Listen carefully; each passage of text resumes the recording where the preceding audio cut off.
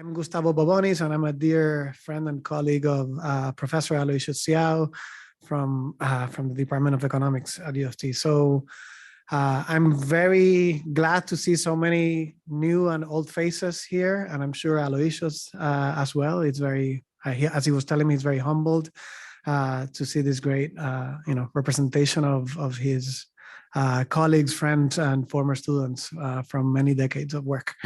So we're here to honor him, to celebrate his intellectual contributions to the discipline, which are many in family, labor, personnel economics, etc. I'm not going to go through the details of everything he's done because you all know it.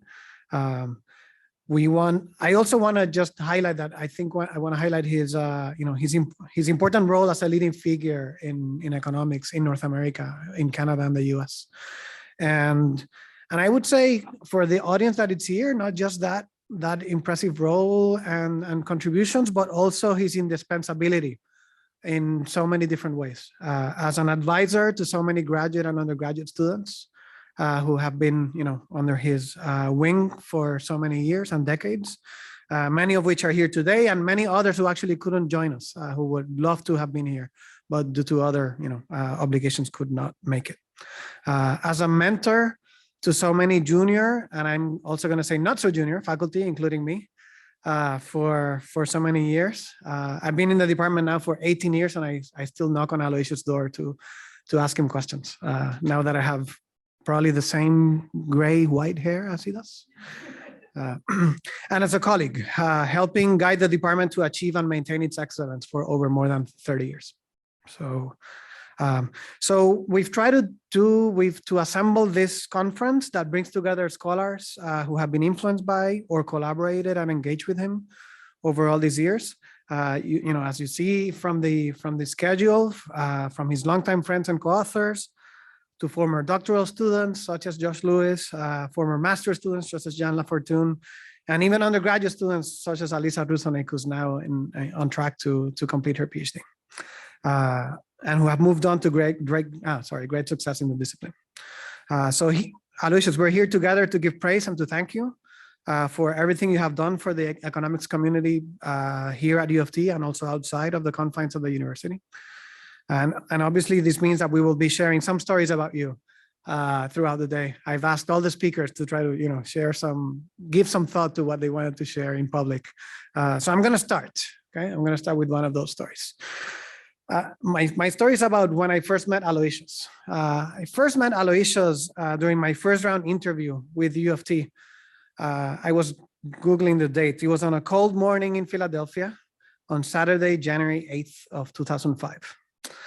And there he was in that room, in that suite, with who else? It was actually Dwayne Benjamin and Mark Stabile, two of the most charming economists at UFT economics at the time, right? Think of the contrast. Guess who was asking the very tough questions during that interview? Aloysius would say, but I don't understand. I don't understand. Let me just say, I'm very happy I got the flyout invitation and I got the job offer. And I guess I must have grown on him over the years because, he now comes and talks to me. So thank you for all the help that you gave me over the years. So I'm sure you'll all have many stories of Aloysius' tough and quirky expressions of care and support for all of us. And so that, those are the main kind of welcoming remarks. I want to say a few more things. I would like to give thanks to many people who have contributed for us to be able to be here today. First of all, to the Department of Economics for its important, contributions to make this happen, and Ettore Damiano, the chair, who has, put a lot of, make sure that this could be well funded. To many of the colleagues who have been supporting the planning and support of this effort, there's a few in particular. The first one is, I'm going to say, Rob Macmillan, who actually was the person who had the great idea to hold this event. So we were talking in the hallways last summer, and he said, "Oh, we should have this for Aloysius because he's retiring next June." And I said, "Okay, I'm going to take that on and run with it." Also to Shari Ellie, who is not here at the moment. I think she's going to come a little later. From both the Department of Economics and the Monk School of Global Affairs and Public Policy. She has been very instrumental in, allowing us and helping us have actually this amazing room for the event and additional support. For Rahul Deb, who is going to make sure that we have more public elements of comedy throughout the day, in the recesses and the evening, etc. I'm counting on you. And to many of his longtime friends and colleagues who have actually also been giving a lot of support for this. I want to highlight Dwayne, Benjamin, Lauren Brandt, Michael Baker, Michael Smart, Morley Gunderson, Angelo Melino, Dan Treffler, Phil Oriopoulos, Corey Croft, and others. And finally, to Adriano Macedo, who's been the department's events coordinator, and he's been, basically the person who has made sure that everything is happening today. Without his help, we wouldn't be here. So thanks, Adriano. And last but not least, I want to wish to acknowledge this land on which the University of Toronto operates. For thousands of years, it has been the traditional land of the Huron-Wendat, the Seneca, and most recently the Mississaugas of the Credit River. Today, this meeting place is still the home to many Indigenous peoples from across Turtle Island, and we are grateful to have the opportunity to work on this land. Thank you. And now I'm going to leave the podium for Professor Ettore Damiano, who's going to give some brief remarks, and then we'll get started. Thanks.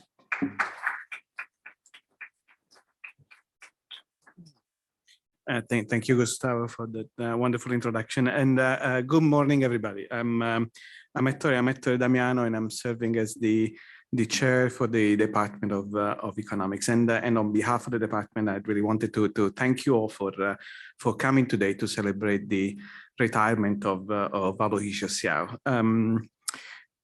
Celebrating Aloysius' retirement is kind of a feeling of the end of an era. I mean, Aloysius joined the department at the University of Toronto on July 1st, 1989, and the 34 years he has spent at UT have been really transformative for our department.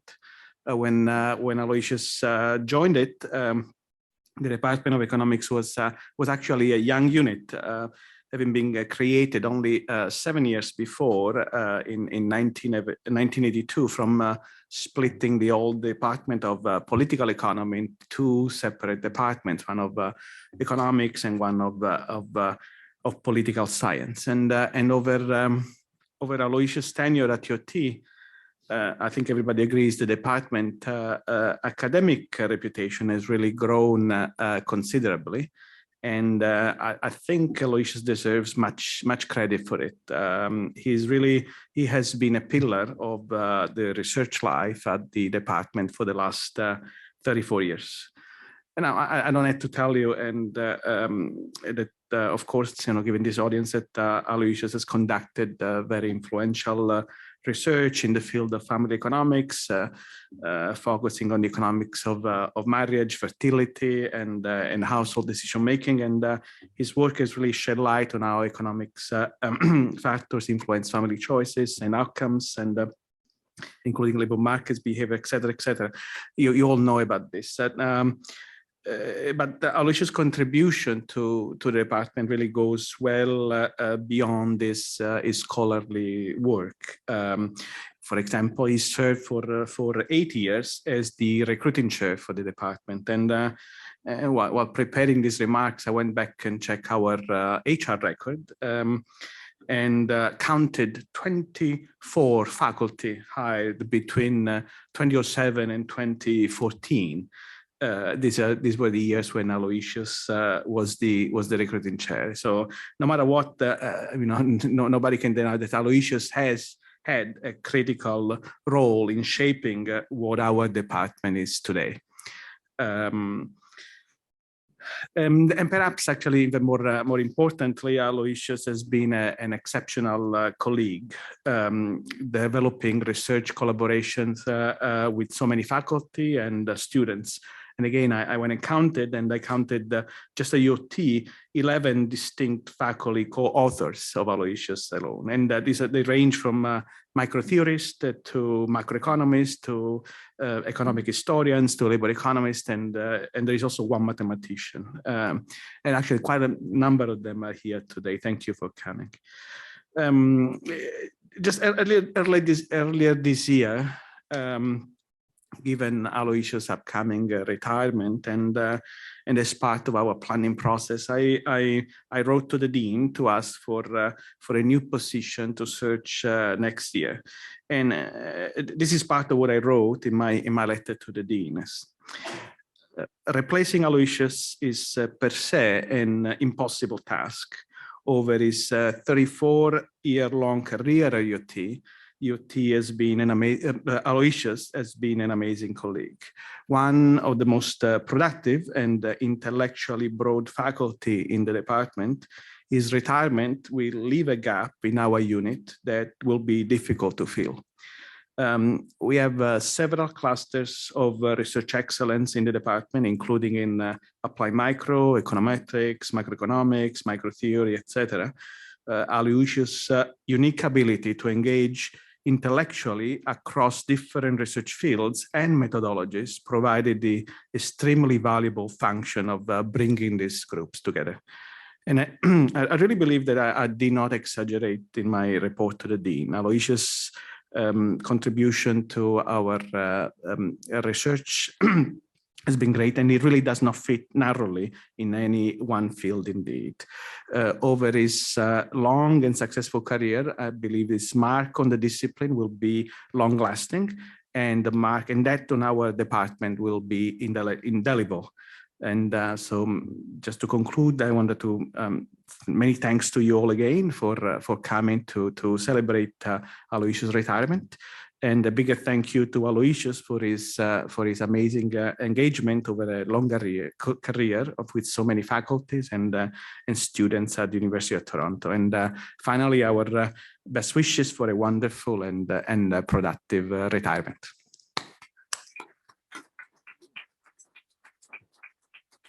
Now, I believe I give it back to Gustavo for the. Great, thank you. So let's get started with the academic component. So we're really happy to have Jean Lafortune from the Pontificia Universidad Católica de Chile, who will be talking to us this morning. So Jean, thank you.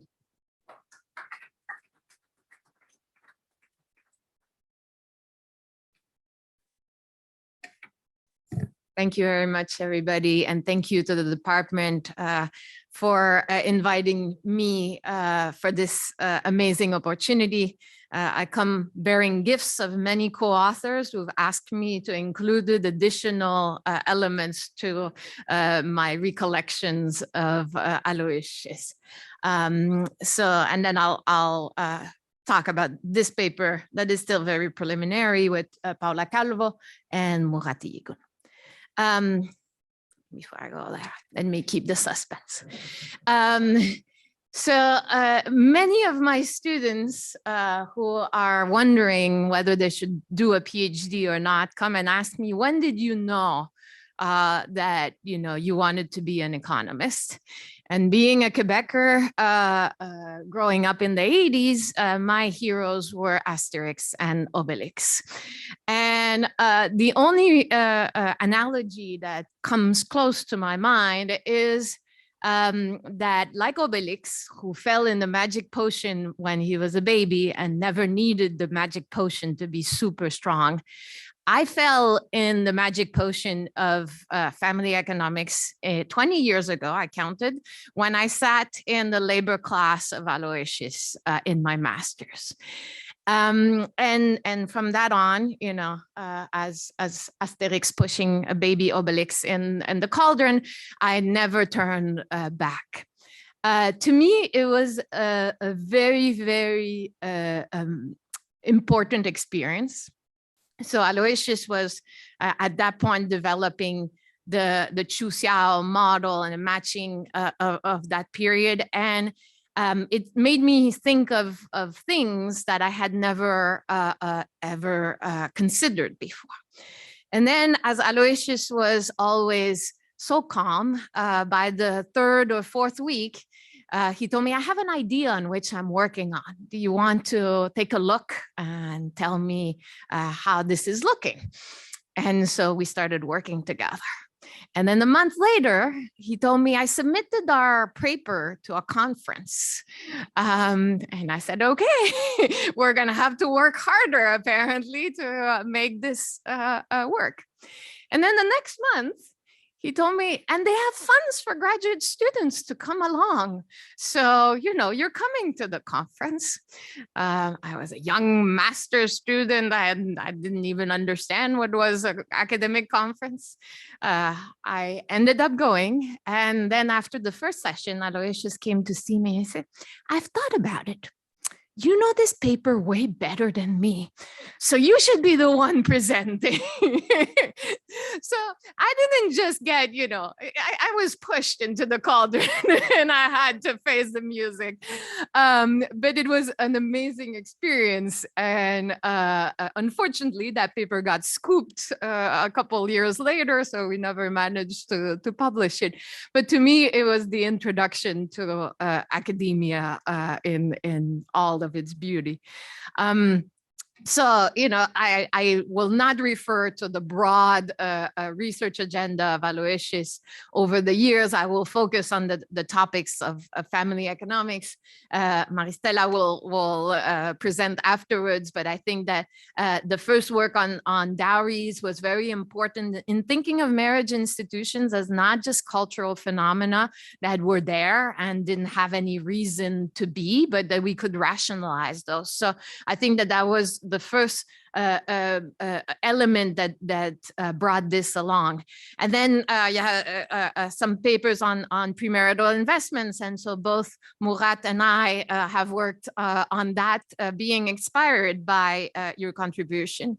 Corinne Lowe, who's another of my co-authors who wanted to be here today, described your work on differential fecundity as the first paper that brought gender into economics, thinking that, ovaries and biological differences mattered in a way, and putting that into a model. The Siow matching model, as I don't know how many sites by now, has definitely transformed the way we think of matching models. And then my favorite one is your recent Jolie on positive assortative matching, which I cite every time I have to do a referee report where someone misused the word assortative matching, which is very often. So, I don't think that we could think of many family economists where I could give such a broad definition of what things Aloysius has been able to do in terms of influence. And a little bit more personally, Aloysius, you've tried to give me many, many advice over the years. The first one was to take a trade class because, family economics was too focused on partial equilibrium. We needed to do general equilibrium. I didn't listen to you. And I ended up working on immigration and having to write a paper on extra Lin. So it would have been way easier had I taken that grad class. So I think that was a great advice. You really wanted me to go to Chicago when I applied. I think that your wife said that, it was still in your heart, one of the key places. I didn't go. I didn't listen to you again. I do think that I turned out to make a good choice there, but I will always think very carefully about the missed opportunity of, interacting with Becker as in his last years. And then more recently, you told me maybe you should do something else than family economics. This field is getting crowded. Again, I didn't listen to you, but I think that you helped me in thinking of broadening my horizons. And I think that the main one, which I have tried to follow as much as possible, is that you should do what you think is right. And so despite not following any of the previous one, I hope that I've been able to do the last one well and follow a bit your orientations. So based on all this, I will now try to present a new idea that we are working on with Murat and Paula. And what we are trying to do is to think of what we think is a paradox, which is that women initiate divorce much more than men when they have the right to do so. But most of the public economics literature on the impact of divorce seems to think that women and their children suffer because of divorce.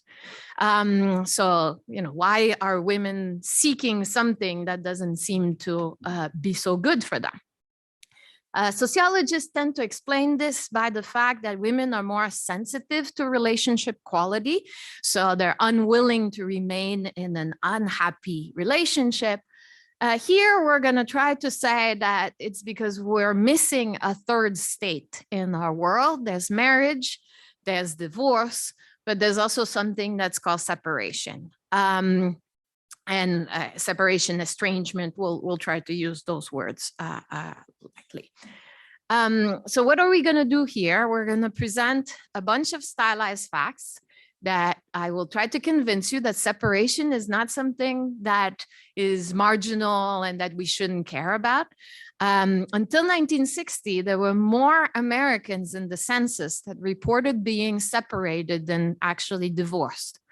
And a larger number of women report being separated, which means that probably some men who are separated report being remarried or repartnered, right? And so we're going to present those facts. Then we're going to try to build a very simple model with transferable utility, but where unilateral separation is possible. So one of the spouse can pack their bags and leave. And we're going to show that the predictions of the model are panned out in the data. And our current work is to use legislations that actually impose restrictions on these separations. So how long can they last, et cetera. And maybe eventually would like to move to something more structural and measure the costs of benefits of different types of divorce legislation. But today we're not at all there. So this is maybe the plan for the future. So I'm not going to, go into much detail in the literature review in this crowd. But there's clearly a large literature on the impact of unilateral divorce on the divorce rates, on women's bargaining power, on children and women's well-being. And one of the most recent papers, Raquel Fernandez and Wong, where they actually estimate the negative impact on the welfare for women. So divorce is actually bad for women in their model. Clearly, Shelley is not here today, but this is, they've already talked about this possibility of non-cooperative bargaining within marriage as an alternative. We're going to try to even go further and say what happens if you can just break the marital relationship. And then we're going to use, as I said, these legislations that are about separation times. There's a NBER chapter by Olivetti and Rutz that I've tried to collect some of that data, and a paper by Wong on that. We're going to go, as my economic historian hat, we're going to go much further back. We're going to look at pre-unilateral divorce legislation that had these periods. And so we codified all the change in laws over this period. And we're going to explore how this is impacting. Okay. So as far as stylized facts, we're going to start by using a data set that has been underutilized, in my opinion, which is the NBER divorce records. So the NBER codified individual divorce records from 1974 to 1988. The reason it's been underutilized is that it's a period that is kind of past unilateral divorce. So we're not able to see a lot of variation in unilateral divorce, but we get a lot of interesting facts from that data. So we have info on the number of children of the marriage, the month, the year of marriage, the marriage duration, the number of marriages, age, race, state of residency, and also education. And the first thing that is there, which is by now a very well-known fact, but is also panning out in this data, is that the majority of divorces are filed by women. So in our data, that's about 65%. And there's two other alternatives because those don't sum to 100.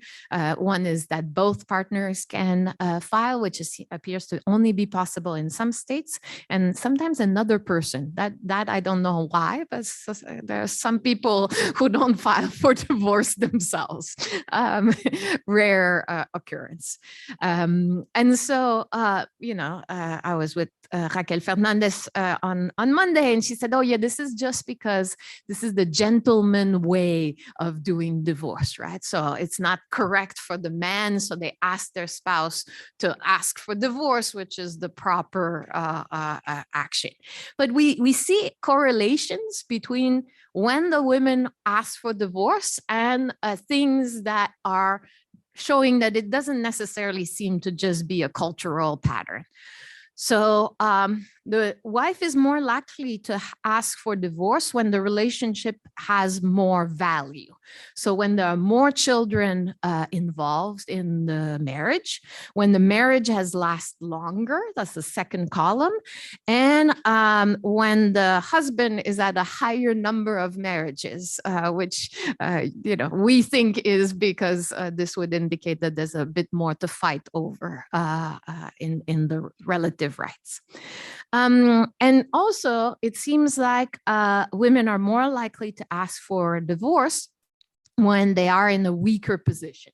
So if spouses live in different states, which complicate a lot the division of marital property, they are less likely to be the plaintiff.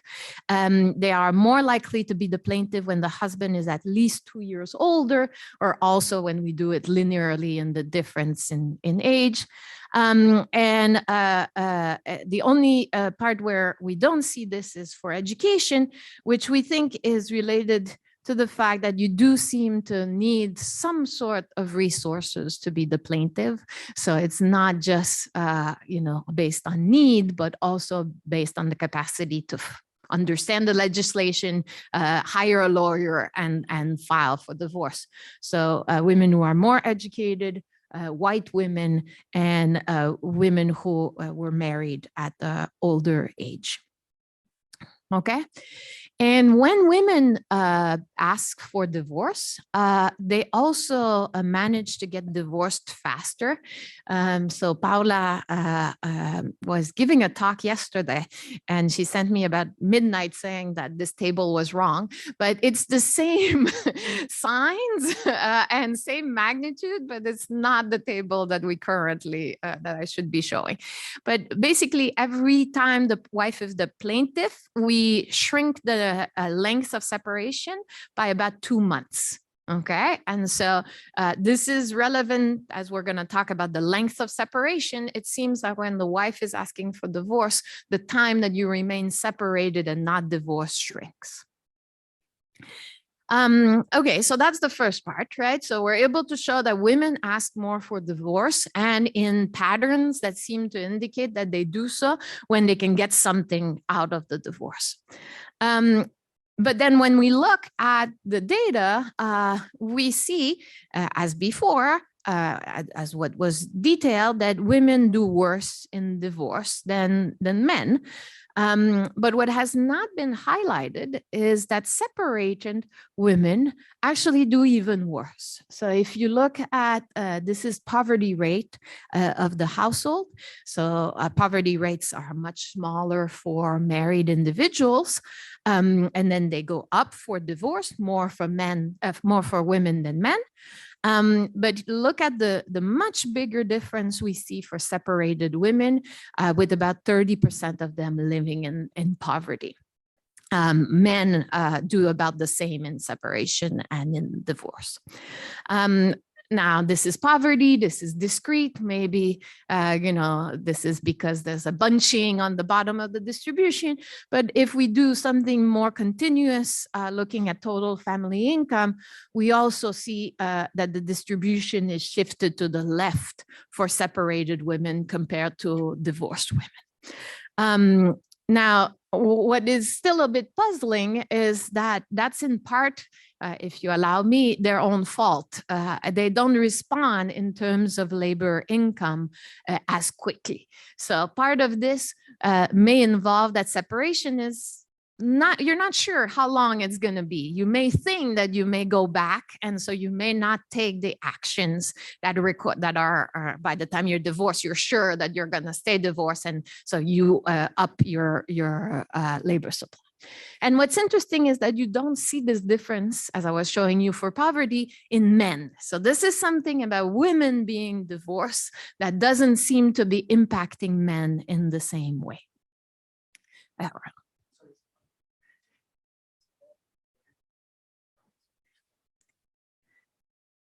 So in total family income, yes, it does take into account transfer. Here or no, right? This is only wage. And I'm coming back to this. But first, we were more worried that this could be selection, right? So this is just cross-sectional comparison. So if we want to make sure that this is not selection, we need to go to a longitudinal survey. So the first one we used is the PSID. And so this is taxable income or household income. And in both cases, we see that women who are separated earn about $2,000 less than women who are not separated. And this is robust to the inclusion of fixed effects. So this seems to be something that is not just selection. When a woman goes from married to separated to divorced, there's changes in her income that suggest that separation is the worst outcome.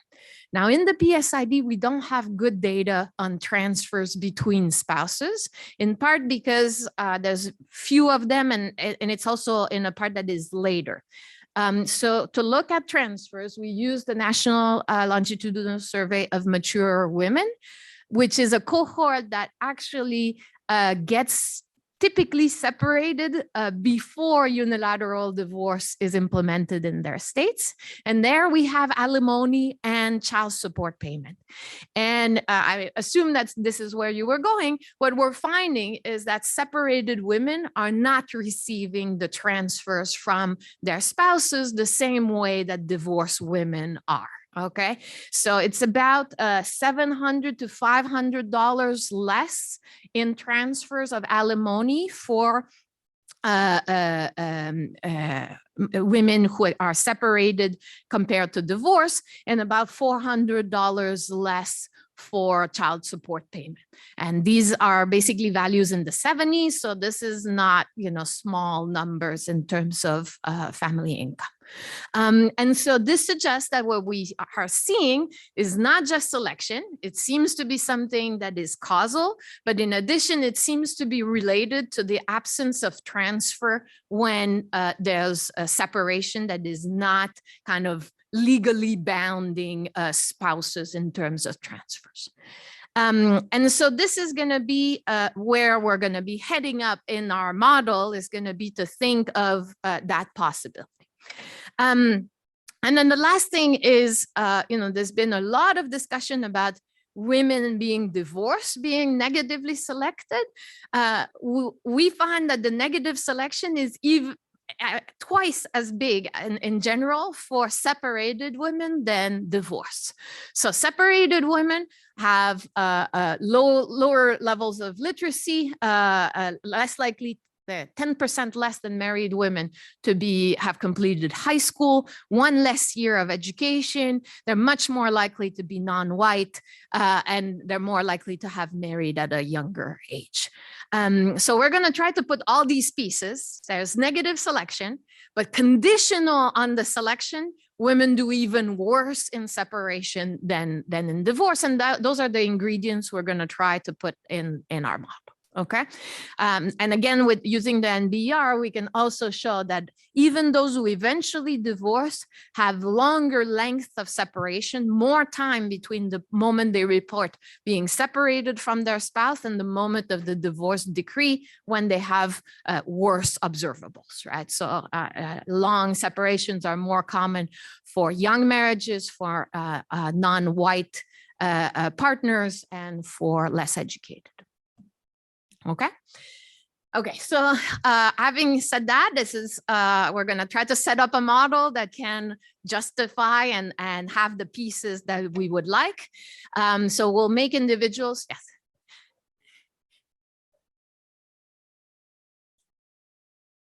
Yes. Yes. So we're going to have individuals living for 3 periods for simplicity, no discounting. Individuals will marry at the beginning of the first period. And then, as is typical in family economics, we'll have love coming in the second period through a random quality shock. We'll make that shock centered at around 0, so that in general, couples should want to get married because they think the relationship will last. And right now, I'm not going to do anything with this, but this is something we want to play with, is that there's going to be a Markov process. So I can get a bad shock today, but I'm not sure that the next period, this shock is going to remain.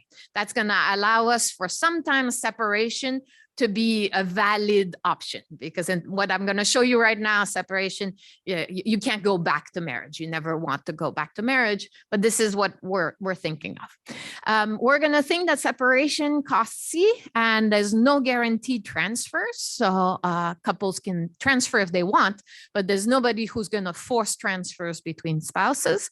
And then we're going to have divorce cost bigger than separation cost, but courts will enforce transfers.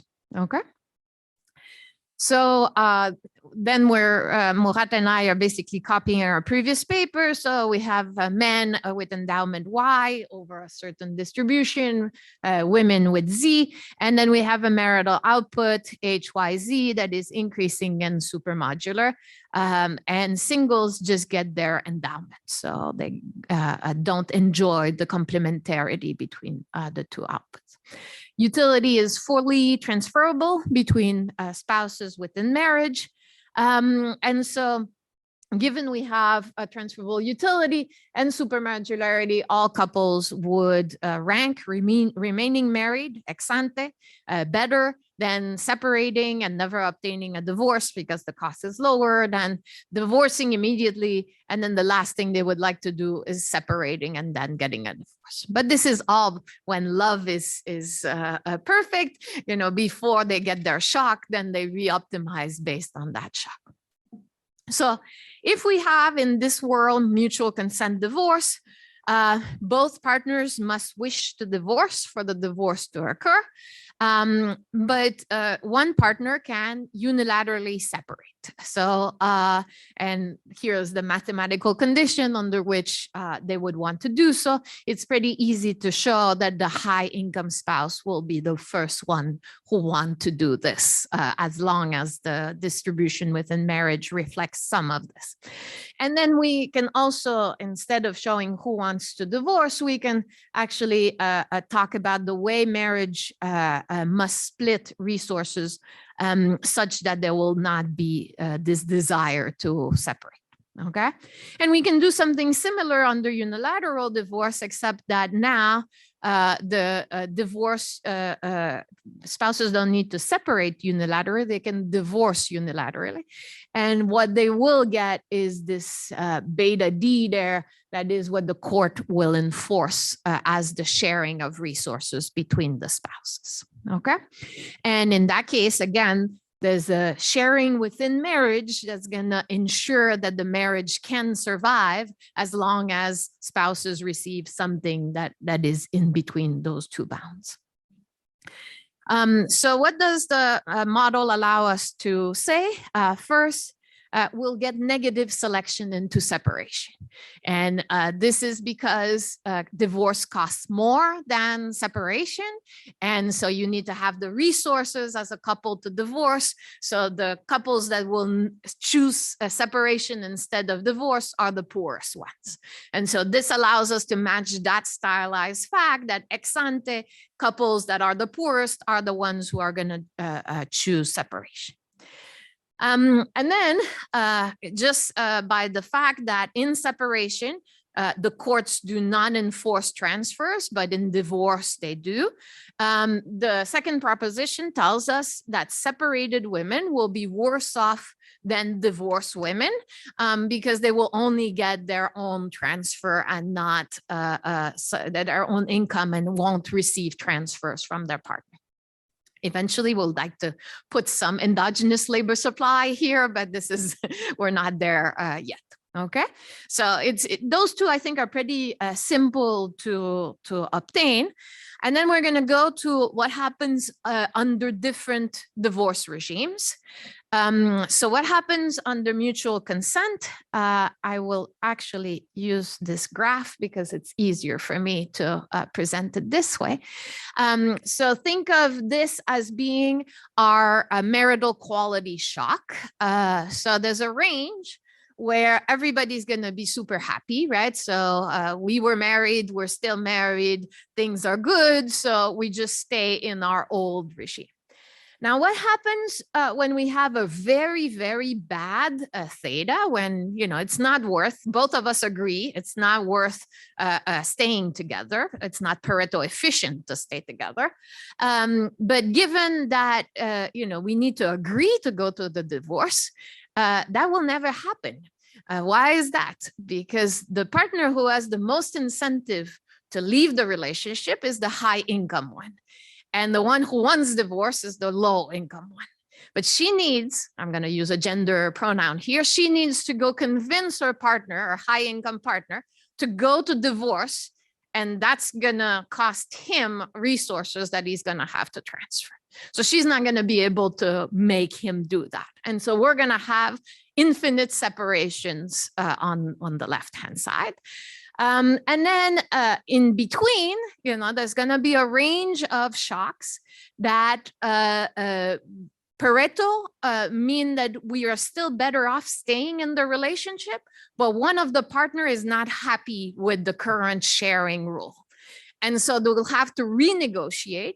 And who's going to win is going to be the richer partner, because the poorer partner is going to say, please do not leave. I want you in this relationship. He's going to say, I'm better off leaving.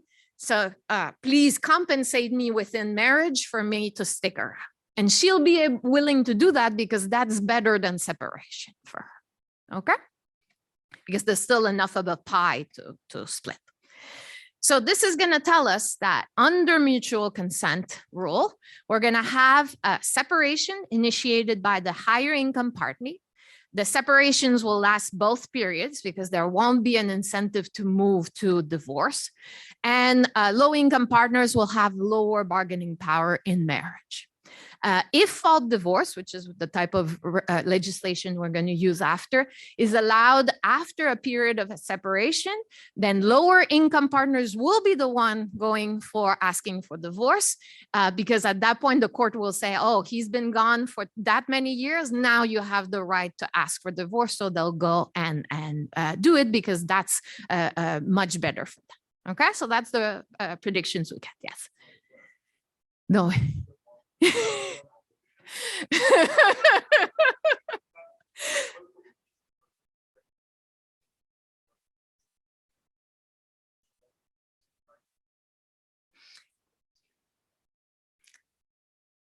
Yes, so you know, Ana Reynoso's paper, was she a student of yours, Joe?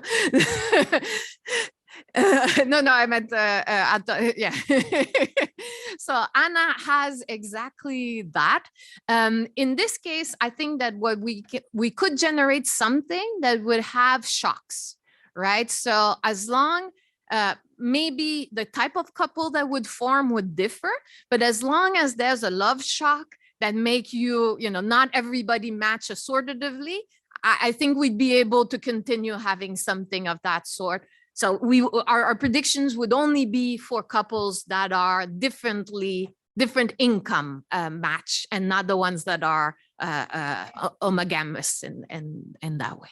Okay. But that's true. So far we're taking marriage as fixed. Okay. Now, what happens when you move to a unilateral regime? So again, I'll use my little graph because that's easier. Same thing happens when love is in the air. Nobody is trying to rethink the marriage contract.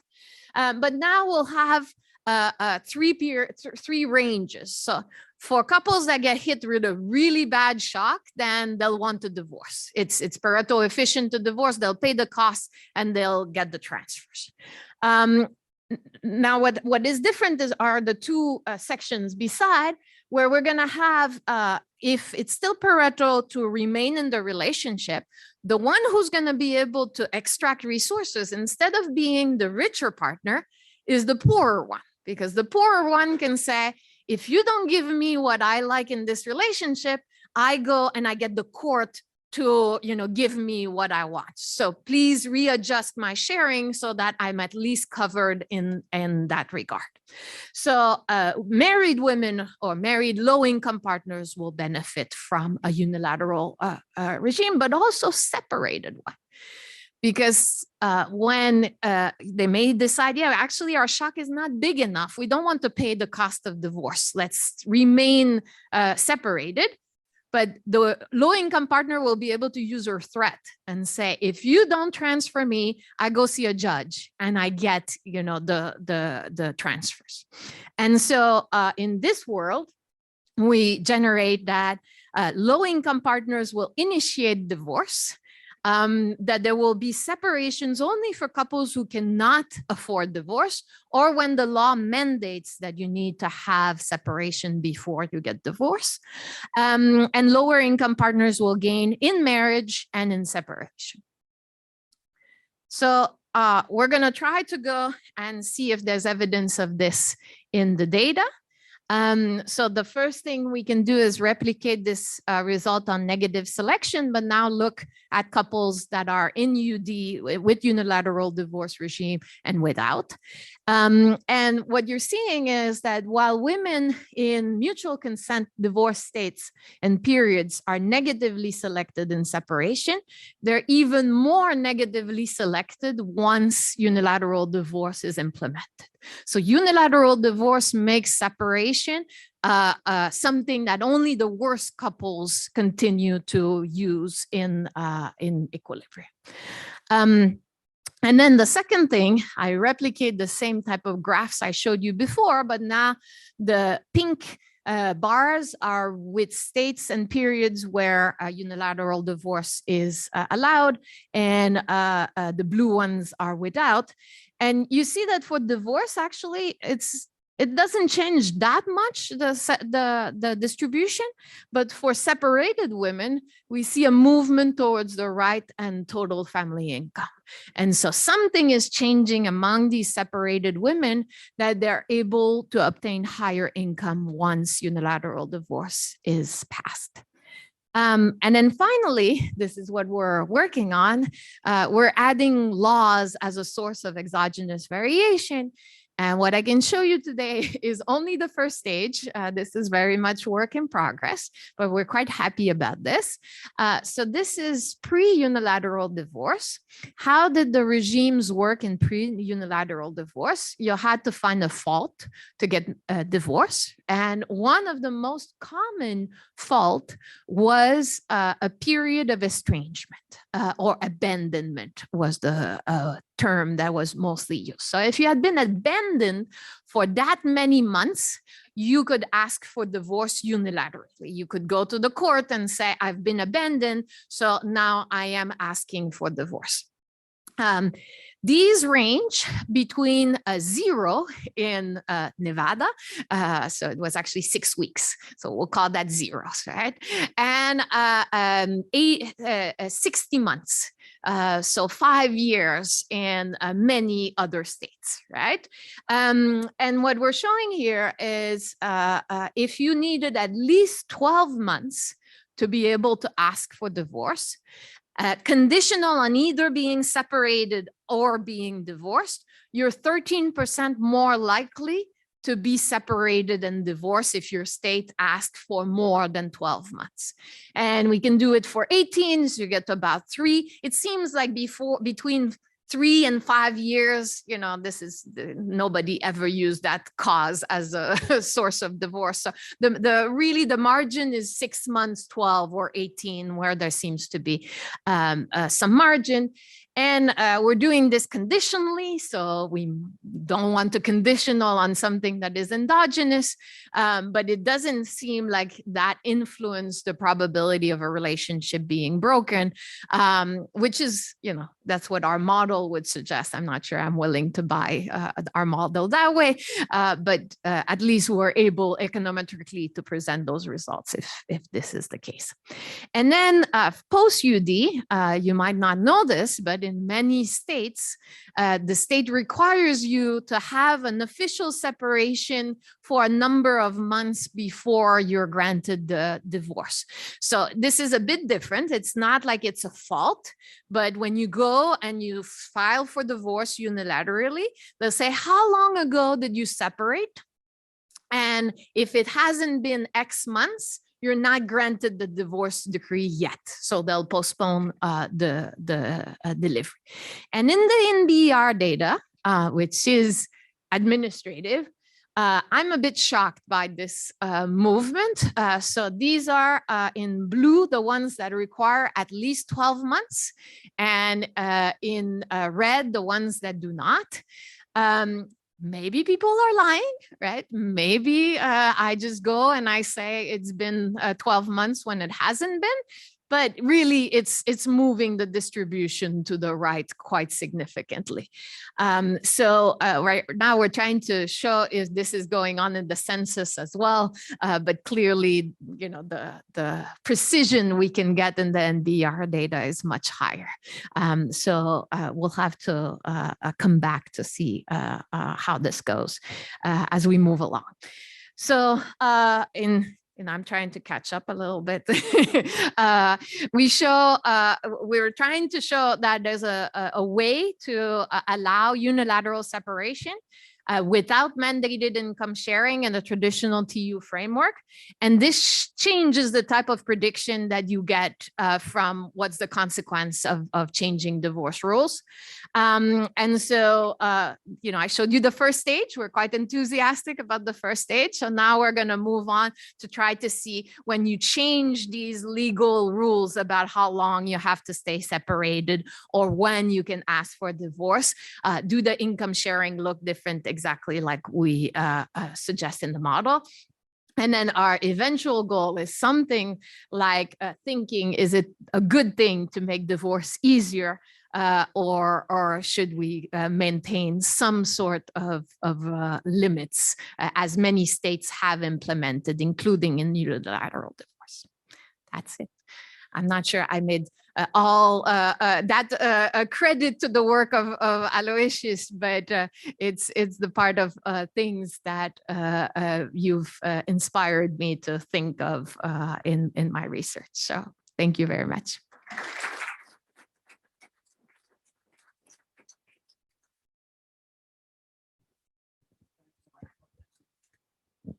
Thank you very much. 2 quick questions. The first one, you had a graph a few slides back before that, this one.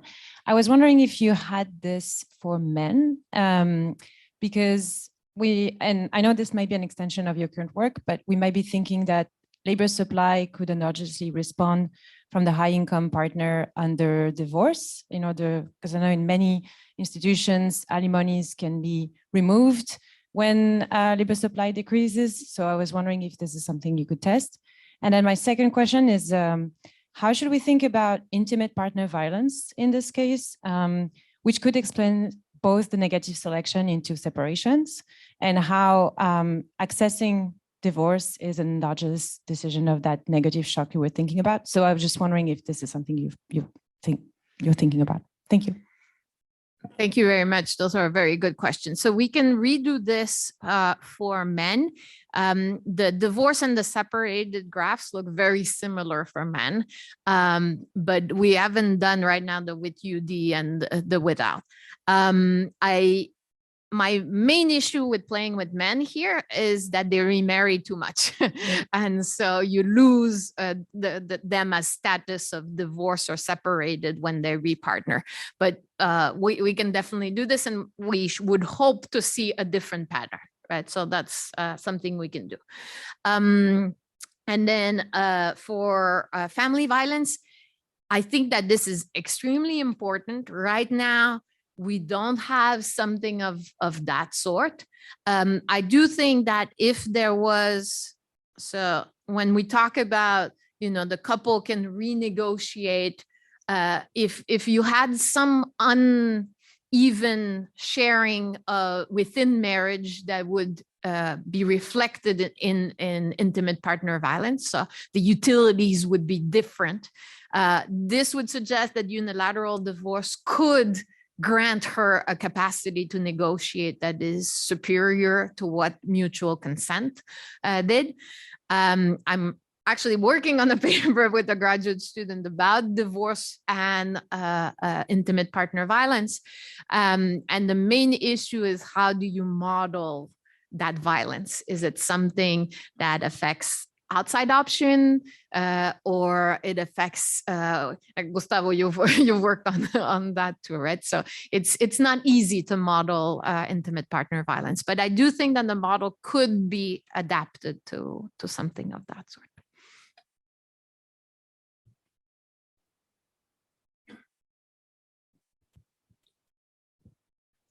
Thank you.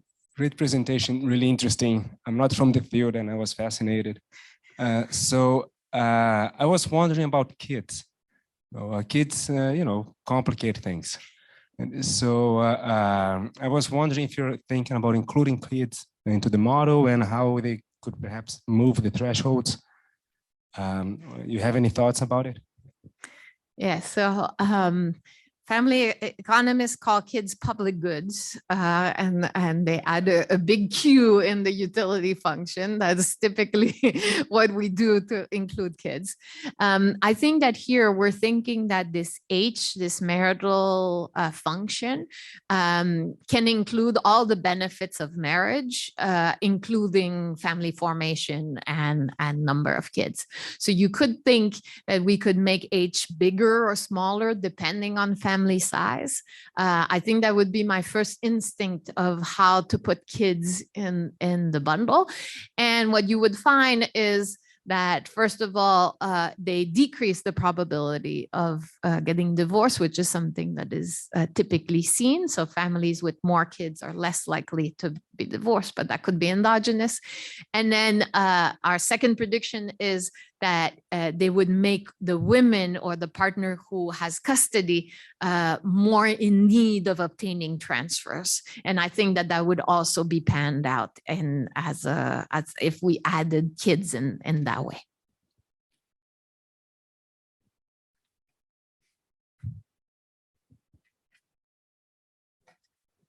Thank you very much. Thank you.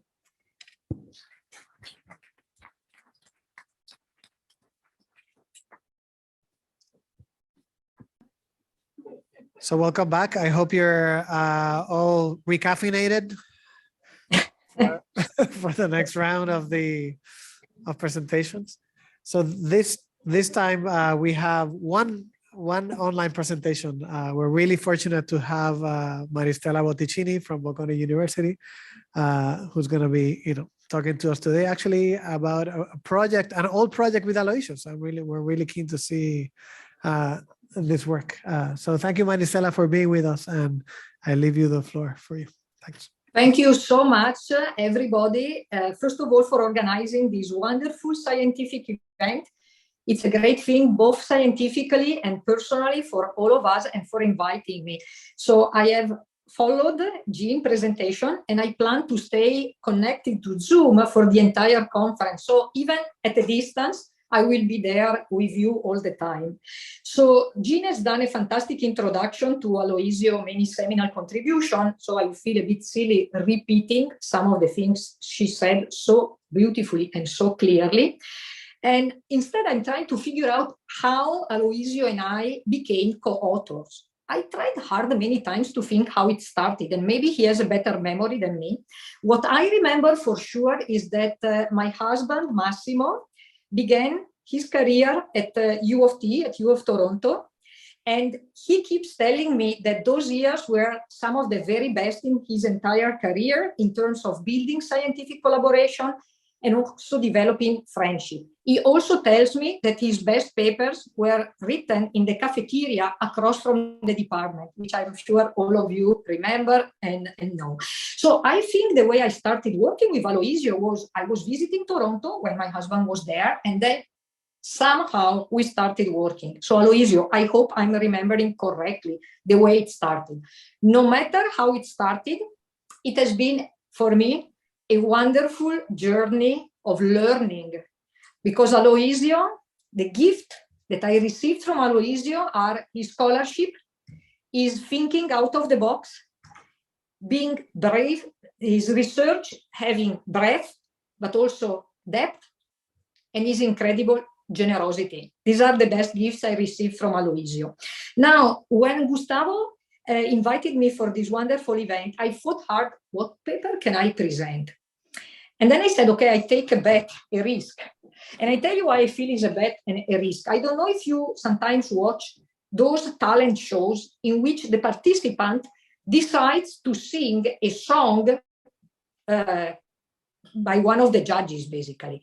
It's a risky business, right? Because if you don't sing the song that well, then you're going to fail in the competition. So I truly hope I will not embarrass Aloysius by presenting our, yes, old paper, but it's a paper to which I'm deeply attached, okay? And of course, I ask Aloysius, since you are there, and I'm sure you can answer a question way better than me, if you can kindly address questions, also because I may not hear questions very, very well, okay? So let's start.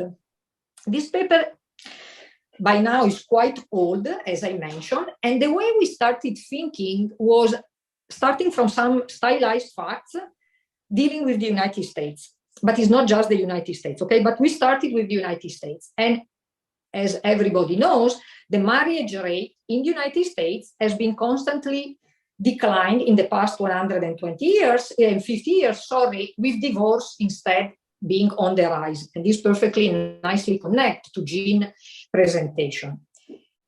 Not only that, since the 70s, a quite significant majority of adults that are married in the United States, only 1/6 of these households with children are headed by single women. So the point is, we started with a stylized fact, and the question we are going to address in this paper, which is what are the factors affecting the marriage rate, and is the size of the marriage market a key determinant, was motivated not only from a kind of intellectual curiosity, which is always important, but also by this kind of policy relevance of realizing that the marriage rate impacts fertility and also impact the quality of life that children can have in a household. So this was kind of the initial motivation for this project.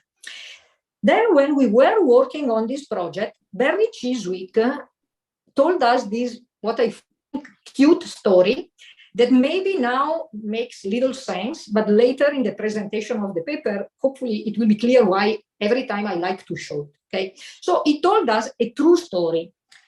He's a professor at U of Chicago.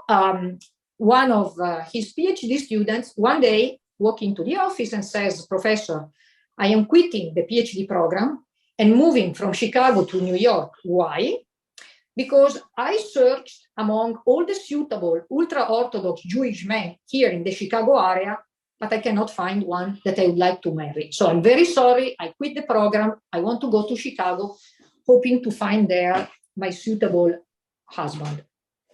The story has an happy end in the sense that Barry Chiswick told us an ultra-Orthodox Jewish man arrived in the Chicago area, they fell in love, and in the end, she did not move to New York and completed her PhD in Chicago. You'll see in a few slides why this little anecdote is actually relevant for what we say. So the questions that motivate this paper are: on what basis people choose to get married? Said in different ways, what are the factors affecting the marriage rate in a given society? And are there common fundamentals that influence marital search and marriage rates across different societies? And you'll see soon why I say different societies. And in the end, the key question of the paper, if I have to single out one question, is the size of the marriage market a key factor affecting the marriage rate? And if yes, what do we learn from that? And if no, what also we learn from that? Okay, so I hope at least the research questions are clear. Needless to say, and one of the reasons I decided to also present this paper with Aloysius is also to pay tribute to two of the most wonderful scholars that have contributed to the economics of the family and marriage market and search, Gary Becker clearly and Dale Mortensen. And in particular, with Dale Mortensen, he was actually the very first in his seminal paper to raise the possibility of a fic market externality. Now, when I present this paper in front of PhD students, and sometimes they are a bit kind of puzzled, what does it mean, a fic market externality in marriage market? I use this little and clearly a bit silly example, but it seems very effective in making everybody understand immediately what we mean. Okay, so let's take, we call it economy A, economy B, it can be city A, city B. The question is, if we have constant returns to scale, it means that if you double the size of the marriage market, you should have double marriage rate. If you have increasing returns to scale, you double the size of the marriage market, the marriage rate increases more than proportionately, and vice versa for the decreasing returns to scale. Okay, so it's basically a question of whether marriage market display increasing, constant, or decreasing returns to scale. And again, later, I hope I will convince you that's actually a relevant question to understand the dynamics of marriage markets. We mentioned Mortensen, so I go back for a second. Given the audience, I feel a bit silly repeating what's a meeting function, but just to refresh our memory, basically. So the meeting function is the number of meetings between men and women as a function of the stock of eligible men and women in the marriage market. Upon the meeting, the couple decides whether to marry. If they decide to marry, they leave the marriage market. If not, they return to the marriage market and keep searching. So that's the basic tool that everybody in this literature basically knows. So the point is, what can be the story behind increasing returns to scale, being fic market externality? The idea is, the more suitable candidates there are in the market, the more likely I meet, I get to know them, and so I may find a partner. Okay, so that's the logic behind the increasing returns to scale. However, from purely a theoretical point of view, we can give exactly completely opposite stories that point in the direction of either constant or actually decreasing returns to scale. Why? Let's start with the first intuition. So in a small town, so if I go back to my little silly example, okay, I am in economy A, there are only two potential candidates out there. So either I marry one or the other, I don't have much choice, so it doesn't make much sense to wait hoping to find a better partner. So conformity behavior, everybody gets married. If I don't get married by the age of whatever, people look badly at me. So this story can actually be against the increasing returns to scale, or kind of intuition hypothesis number two, in a small town, an individual may get married sooner because, I already said it actually, because you expect that there is not much to choose among. And third, and maybe more relevant, especially for contemporary economies, in a large city, there are many amenities. People have many possibilities to go to college. more opportunities to get a good job. So in the end, you delay getting married, and this has an impact negative clearly on the marriage rate. So Aloysius and I thought about these three possible stories, but we can think about many other stories that justify, from a theoretical point of view, constant returns to scale or decreasing returns to scale in the marriage rate. If we give a kind of broad overlook at this literature, theory and empirical, when we started this project, there are papers actually theoretically, and some papers assume increasing, decreasing, constant. So in the end is which hypothesis is more relevant and reasonable also from a theoretical point of view becomes an empirical question. When we began this project with Aloysius, there was not much literature actually dealing with this question specifically. The couple of papers that were there, Gould, Pazerman, and Drevyanka, all using data from US censuses, they basically seem to support Mortensen's initial hypothesis that yes, marriage market display increasing returns to scale. So yes, there is a fixed market externality in marriage market. What we do in this paper is we look at three different societies, and we wanted to show, and I will show you some little summary statistics, we wanted to show that is not because we chose the United States that our findings are just a specific, peculiar context. So we chose three places that geographically and temporally are clearly very different. Renaissance Tuscany, where we have the beautiful census that we used also for the dowry paper. Then we took the 1% sample from the from the Chinese census in 1982. I will explain why that census and not others in a second. And then we used the 5% sample of the United States census of 2000. I think we all agree that these are three of the most diverse societies we can think in terms of economic structure, the type of marriage payments and custom and norms, fertility, female labor participation, whatever you can think. And to support this claim, this is kind of very, how can I say, not exciting summary statistic, but it's just to convince you that yes, indeed, they are different. Tuscany had dowry, but China and United States did not. Divorce was basically not prohibited, but basically non-existent in Renaissance Tuscany and in China, but clearly quite diffused in the United States. Almost all women are married by the age of 25 and 30, respectively, in Tuscany and in China. Clearly, that's not the case in the United States.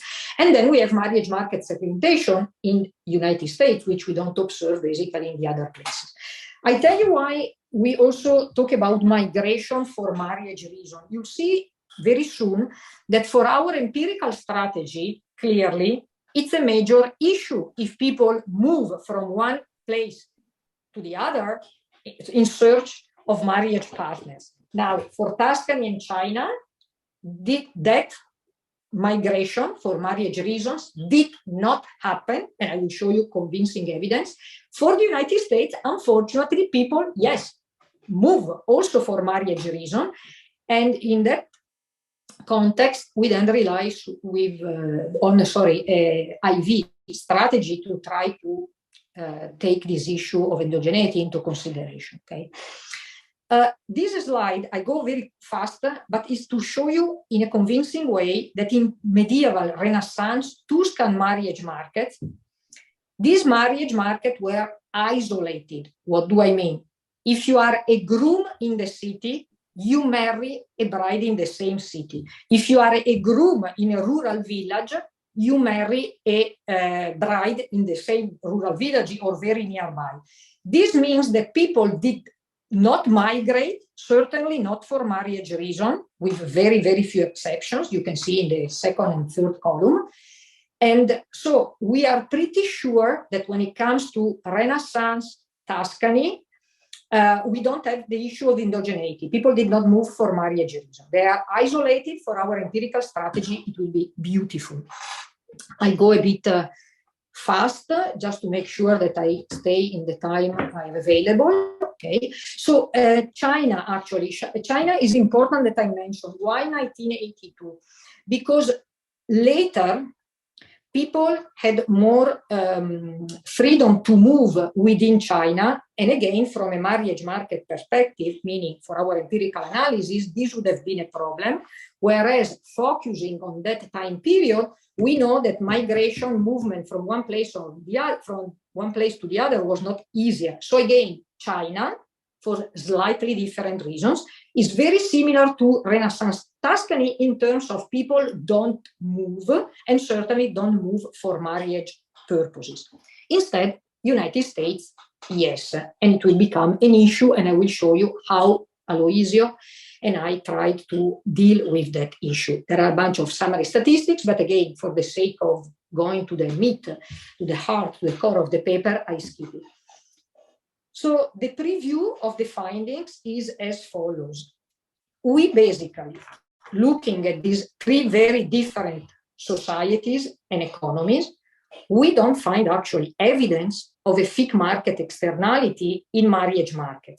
Bottom line, certainly for Tuscany and certainly for the United States, we cannot reject the constant returns to scale hypothesis. That means the size of the marriage market does not seem to have been a factor relevant in affecting the marriage rate. Of course, this is to some extent for the supporters, for the fans of the FIC market externality hypothesis, a big disappointing. But later in the presentation, I will show you actually that from Aloysius and my perspective, this was not a disappointing findings. Why? We'll see that other factors were more relevant in affecting the marriage rate. So the negative finding says, on one hand, size of the marriage market doesn't seem to have an impact. On the other hand, through the analysis, the empirical analysis, we'll see that other factors seem more relevant in all three societies to have affected the marriage rate. For China, actually, we find a mild decrease in returns to scale that at first, I still remember when we found this result, we were so puzzled and we couldn't figure out actually what was going on. Then I remember that during one presentation of this paper in a seminar, a PhD student gave us actually a good insight that later on I'm going to tell you, and you will tell us if you think actually that's exactly what's going on in China. Okay. How the estimation has been done. I'll start from the very basic one, number one, marriage odds ratio regression, which of course does not basically incorporate a marriage market. We are aware of that. To incorporate the marriage market, we look at total gains to marriage regression. Next. And then what does it mean marital output regression? What did I just say? Our finding seems to suggest that the size of the marriage market does not have an impact on the marriage rate. But of course,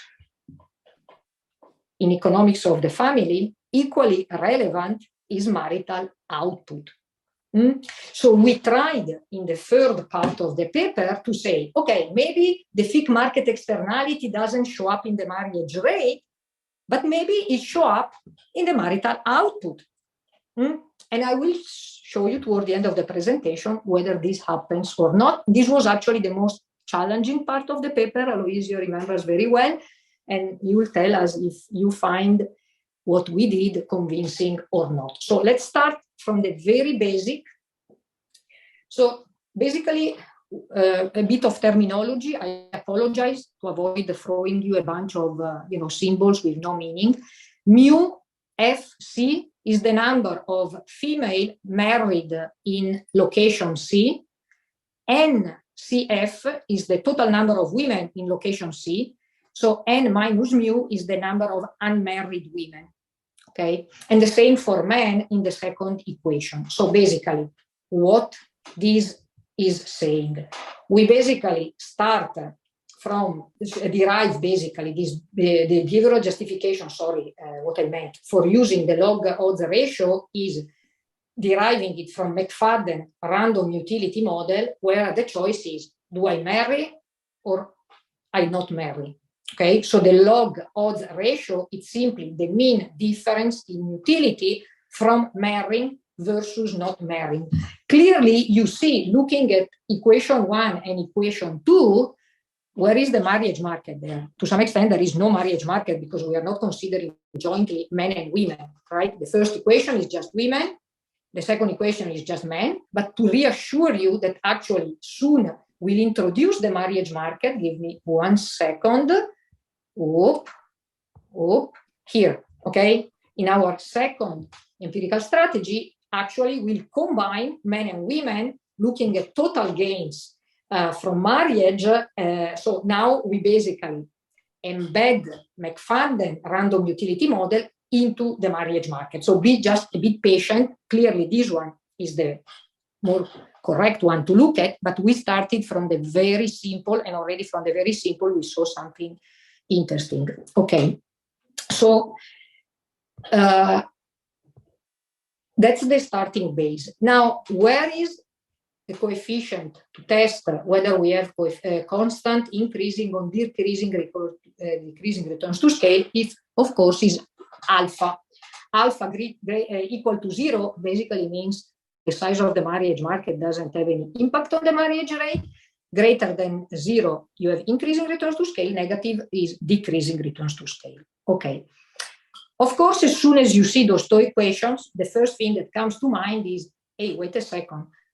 The number of men and women in a given location are potentially endogenous, of course, okay? And you'll see how we'll handle that problem, but we are fully aware of the problem. In fact, there are some wonderful papers, Constant-Kahn, Conto and Pollack, Edlund, Gauthier, Svarer, and Terlings, that show that in places different as the United States, Sweden, and Denmark, people do move actually for marital reasons. Okay, I summarize very briefly what is written a bit more exhaustively in the slide, and needless to say, in the paper. So endogeneity is not a theoretical possibility. Actually, it happens in real marriage market. So to address this endogeneity with Aloysius, we use these two different strategies basically. For Tuscany and China, I show you the marriage market size can be assumed exogenous. People don't move in Tuscany, they marry in their local place, and people in China at that time were not that much free to move. So Tuscany and China, endogeneity doesn't seem an issue. We have an issue, as I already mentioned, for the United States. Okay, and we are going then to instrument the size of the marriage market, and I will show you how we do it. This is, little things, no way I want to show you, it's not relevant for this presentation. So let's start from the very basic regression. Remember, the dependent variable are the log odds ratio, okay? In green, and then I also wrote alpha so that you remember that's the coefficient for our returns to scale. You see that for Tuscany, both for men and for women, we cannot reject that alpha is basically equal to 0, so that we have constant returns to scale. However, look at the red. Family asset, wealth, seems actually to have been a factor that positively for women, negatively for men, affected the marriage rate, okay? So I already start telling you from this table. The negative message is fig market externality, we don't see it in these markets, but other factor, in this case, wealth seems to have been a relevant factor in affecting the marriage rate. Let's go to the United States. Again, alpha, we cannot reject, that is different from 0 basically, okay? So again, we cannot reject constant returns to scale. You'll see soon, in the United States, two variables seems more relevant to have affected the marriage rate. One, not surprisingly, education. So college education, both for men and women, as a negative, seems to have a negative impact on the marriage rate. And heterogeneity in income, measured by the variance of the household income, also seems to have a negative effect on the marriage rate. So from these two tables, the message is we don't seem to see the FIC market externality. The size of the marriage market doesn't seem the relevant factor driving the marriage rate, but whether it's wealth, Tuscany in the Renaissance, or whether it's education in income heterogeneity in the United States, those are more relevant variables that may have affected the marriage rate. For China, very quickly, now you can see that actually there is some mild evidence of decreasing returns to scale. And on the top of that, education for women seems to have been a variable with an effect, an impact, negative one actually, on the marriage rate. I want to stop for a second on China and telling you what this Chinese student told us in one seminar presentation, because we presented this table saying basically we are a bit puzzled, we don't have a good story for what's going on in China, okay? And the student told us the following, that especially in large cities in China in this period was extremely difficult to find houses for new couples. And that scarcity of housing for new couples may have delayed marriage, ending up in this mild decreasing returns to scale that we have been. The larger the city, so the larger the marriage market, the harder is to find house for new couples, so you delay marriage, and this may, in quote, may explain the mild decreasing returns to scale. We deal with the issue, are we considered currently married versus ever married? Yes, we deal with the issue, the findings are the same. Well, are you aware that maybe people delay marriage in large cities for whatever reason? Yes, we are aware. So we run exactly the same regressions also for older individuals, and we find the same findings. I truly apologize. I should have mentioned, I rushed too much because I was a bit anxious that I could not stay on time, but I should have shown you 2232 and 1827, and the same in the next tables for United States and China, of course, are the age brackets of men and women. In Tuscany, we know that there was a 10-year gap between men and women in terms of marriage age. That's why we chose those brackets. And then you see for the United States, and then you see for China, okay, you see exactly which age brackets we are considering, which are the relevant for marriage. However, and this was the reason why we had this second bullet, if someone worries, yes, but then in the cities, maybe they delay marriage, you are not considering the right age bracket, we run the same stuff with different age brackets, and the results are still the same. Just two caveats to reassure you that we checked several things. This, I go a bit faster. The previous analysis, one more time, did not include basically a marriage market, which is what we do now. So now we consider total gains to a M type of man, F type of female marriage. And basically what we do, if you look at the expression, we take the average of the men and the women log marriage of ratio that we considered earlier. So it's basically, one more time, embedding McFadden random utility model into a marriage market. There is some technicality that I skip for the sake of time, but basically it's similar to what they did before, but this one is more appropriate because this is actually incorporates the marriage market. Redo the analysis by considering now total gains to marriage regression. The findings do not change. So for Renaissance Tuscany, we cannot reject constant returns to scale. So the alpha is basically 0. But again, let me see if I can highlight in red. Okay. But again, wealth seems to have had an impact.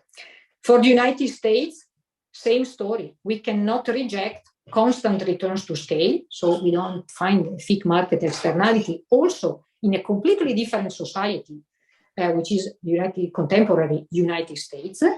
And for China, the mild decrease in returns to scale is still there. So to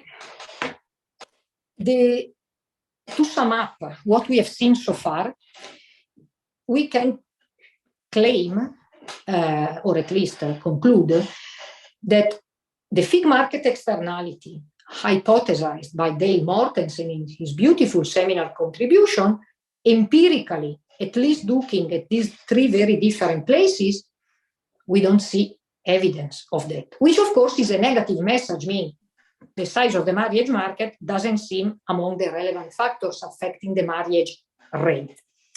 And now we come to the part that for Aloysius and I was a bit more struggling, okay? Because we felt, wait a second, maybe, yes, of course, the fig market externality doesn't show up for whatever reason in the marriage rate, but it may show up in the marital output. What does it mean? It means the following. Suppose you are in a larger place, you search longer, so you delay your marriage. And in this sense, the marriage rate actually does not increase, but decrease. But by searching longer, you find a better match. And once you find a better match, actually, welfare is bigger. So the bottom line is that the fig market externality may not show up in the marriage rate, but maybe the marriage rate is not the relevant dimension to look for the fig market externality, but may show up in the marital output, welfare, okay? And now the issue comes. Yes, right, that's great. I mean, it's good to have thought the following, but what and how we are going to measure marital output? Clearly, we cannot use divorce, because I can divorce from my husband number one, marry, and I'm happier with husband number two. So using divorce didn't seem a good way to go to find a good proxy for marital output. So we felt about using two different proxies. And Aloysius can tell you directly there, we struggled, okay? This was the best we could think, but needless to say, this would be the ideal audience to have feedback in terms of whether we can think of other variables, better proxy. So what we looked basically was, the first proxy was the proportion of children age 1 to 6 living with two parents. The idea is you live in the family with two parents. The number of kids living in families with two parents may, in quote, be a good proxy for marital output, for the quality of the match. But when you look at the regression, it doesn't seem to be the case. The second, maybe more interesting way of trying to capture marital output and surplus from the matching is looking at the education of the kids. But again, when we look, it doesn't seem that the fig market externality show up, meaning in larger cities, people search longer, maybe marry later, but then end up with a better match that shows up in the fact that their children are more educated. That basically was the initial hypothesis. It doesn't seem the case given the numbers that you see highlighted in the green box. However, interestingly, the education of the father and the mother seems a more relevant variable affecting the, in quote, quality of the match, marital surplus. We are almost done. So what's the interpretation of the finding? And of course, from here, I don't know if I'm staying on a good time track. Feel free to interrupt me, but I have 2 more slides and I'm done. I hope I did not go over time, okay? So after we have seen this empirical analysis, what are the insights that we can get? From a theoretical point of view, now, the increasing returns to scale meeting function seems a reasonable hypothesis, okay? In a larger cities, there are more possibility of meeting. But the point is, meeting is not marrying. So maybe one of the reasons why we do not see increasing returns to scale in the marriage market is that basically the hypothesis in this literature is that meeting is identical to marriage, which clearly are not. So yes, you are more likely to meet more people in larger cities, but you are not necessarily more likely to marry more people, okay? And we provided 3 stories, as I told you at the beginning, but you can provide many more stories that point exactly in the opposite direction. If you live in a smaller town, there is more conformity, you get married sooner, there is stigma, there are no more other amenities, whatever stories you want to deal. So all we are saying is, hopefully from this empirical analysis, those writing theory models of the marriage market can gain some nice insights, in the sense that disentangling, matching, meeting from marriage seems an important step from a theoretical point of view. From an empirical point of view, as I said, you can see this paper with a very negative view, saying, okay, look, you didn't find anything, right? You wanted to find increasing returns to scale and you didn't find it. Actually, when we began the project and the paper, we were agnostic on what we were going to find. And yes, it's true that we don't seem to find any increasing returns to scale, whether it's in the marriage rate or in the marital output. But the key message, and this is for us a very important finding, is, look, what does it mean? The fact that the size of the marriage market seems to have no effect on marriage rate, on marriage or marital output. It means that there are other factors that are more important to affect the marriage rate and eventually the marital output. In Tuscany, it seems to have been wealth. In China, as I was suggesting during when I show you the table, maybe the absence of a housing market for newly married couple plus education clearly seems to have been a more relevant factor affecting the marriage market. And in the United States, investing in education and income dispersion seems to have been more relevant factor than just the size of the marriage market. And now I go back to the anecdote that Barry Chiswick told us. You remember the story, the PhD student walking in his office and says, Professor, I'm leaving, going to New York to find a suitable husband among the ultra-Orthodox community because here in Chicago I couldn't find one. It says what? When people think about marriage, there are way many more factors, including, here we didn't mention, ethnic, religious groups, other cultural factors that may be way more relevant in affecting the decision to get married and therefore the marriage rate and therefore marital output than simply the size of the marriage market. The open question, of course, are finding micro data for other society. It was challenging, by the way, to assemble those data. I remember very well. Writing richer models of matching and spousal search, and find, that's a big challenge, of course, empirically speaking, better proxying for marital match quality. So Aloysius, I hope I did not embarrass you with my presentation, but I want to thank you from the bottom of my heart for your scholarship and for your generosity. Working with you has been and is one of the most beautiful journey of learning that one can dream. Thank you so much.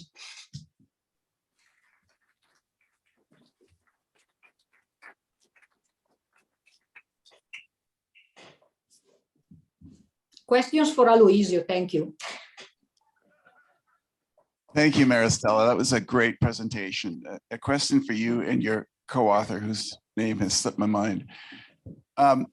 Looking at the age difference of the marital partners, there's apparent preference for a certain age difference. It's smaller, perhaps men are 2 years older on average. But if you found a greater standard deviation in the difference in ages in thinner markets than in thicker markets, wouldn't that signal a kind of increased returns to scale in matching, in the sense that it would indicate that on average, there's a better match. It may indicate an average, there's a better match in thicker markets than in thinner markets. If on average, the age difference is less variable. Because in thinner markets, there's a greater flexibility on the part of each marriage partner to marry somebody of a very different age that you wouldn't see in thick markets. So I wonder if the variation in the market in the age difference might be a signal of quality, which could then be used for assessing whether there's increased returns to scale. And I apologize because, of course, I heard very well the question, but I cannot hear whether other people are talking or whether Aloysius is answering. I truly apologize. So, Aloysius, are you answering? Just that I know whether to talk or not. I think it's fine if you were to answer the question. Oh, come on, you are supposed to help me. Okay, so I'll try my best.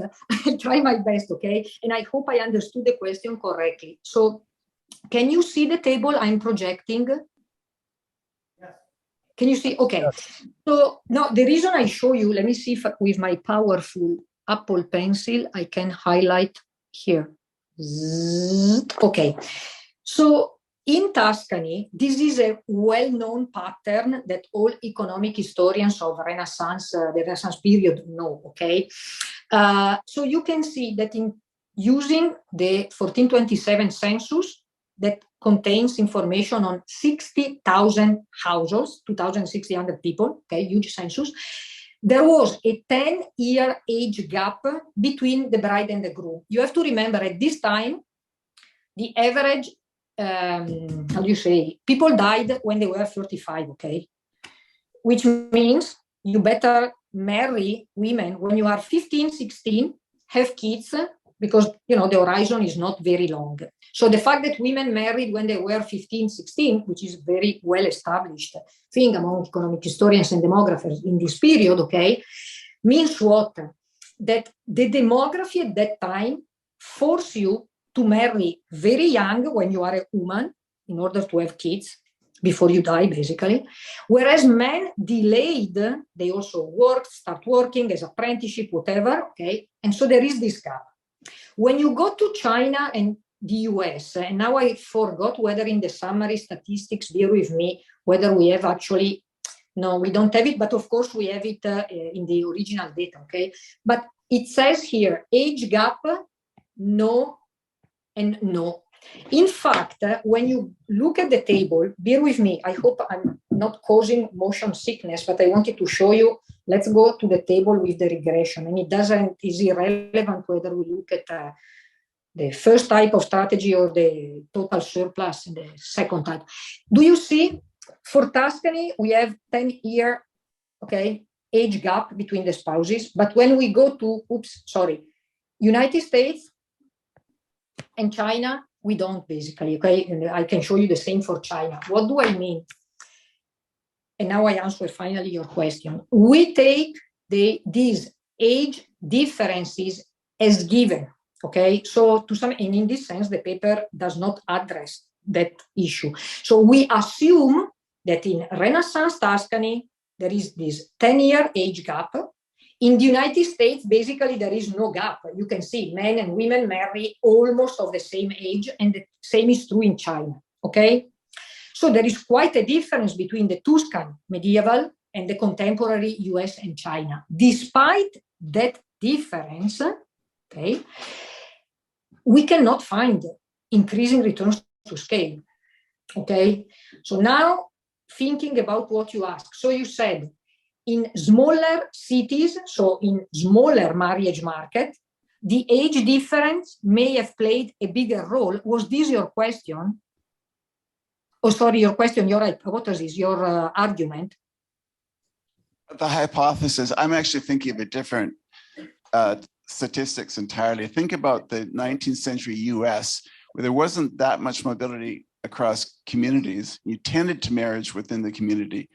Yes. I wonder if you would see across smaller community a greater standard deviation in the age difference than you would see in larger cities. Oh, no, okay, sorry. I misunderstood your original question and I apologize. actually, clearly, we don't do it in this paper, but it's something that it can be checked looking at the, not clearly this census, but earlier ones. No, that's a great question, actually, because you are basically saying if you live in a small town and you don't move around, basically, so you are, in that sense, similar to China and Tuscany, and it goes back to what I said at the beginning. Sorry, let me see if I can. This one. Where is it? Just 1 second. This one. Isn't what you are saying either this or this one?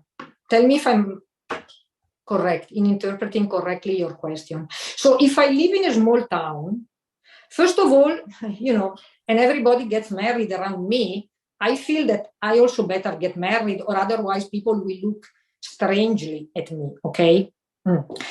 So the outcome is actually people marry more in smaller towns against the hypothesis of increasing returns to scale. Or, hypothesis 2, you live in a small town, you know that there is not much choice, so it's either this one or that one, so better getting married, because anyway, I don't have many choices to choose from. So now I'm thinking, your question about age, I think it fits nicely 1 and 2, doesn't? And that's the reason why we do not find increasing returns to scale. Yes, that's very interesting, looking just at the marriage rates. I'll pursue this question with you later as well, maybe even with Aloysius. Thank you. Yes. Take up more time. No, sure. No, and also I feel bad because at a distance it's a bit hard to, sorry, I apologize because I failed answering well your question. That's the truth. I apologize to all of you, by the way. Okay. Maristela, I have one question. I'm thinking more about trying to use other sources of data to measure stigma or other dimensions of potential conformity. So I'm not sure if, for example, the World Values Survey would have data on kind of these expectations of stigma to comply with certain norms about marital behavior that you could have. That's a great suggestion. That's a great suggestion. That's a great suggestion. And in fact, I have to tell you, we thought about, then we didn't do it. And actually, your question is the great opportunity to go back and, yes, exactly, look at the, I think actually we checked at one point, question 116 something, at exactly, it goes exactly in your direction, asking something that can provide information on the quality of the match. Yeah, so definitely. Thank you. No, that's a great suggestion. We thought about, but then we left it in the drawer. So it's the right time to go back and restart doing it, actually. Okay. Well, thank you very much, Maristela. It's been great to have you here with us online. No, for me, it has been an honor and a pleasure. And as I said, I'm going to follow the entire conference, hiding, of course, but I will be there with all of you in spirit and with my heart. Thank you so much. Thank you. Okay, Aloysius is back, so we can continue. I was going to say, where is Aloysius? Okay, so this is the last presentation that separates us from lunch.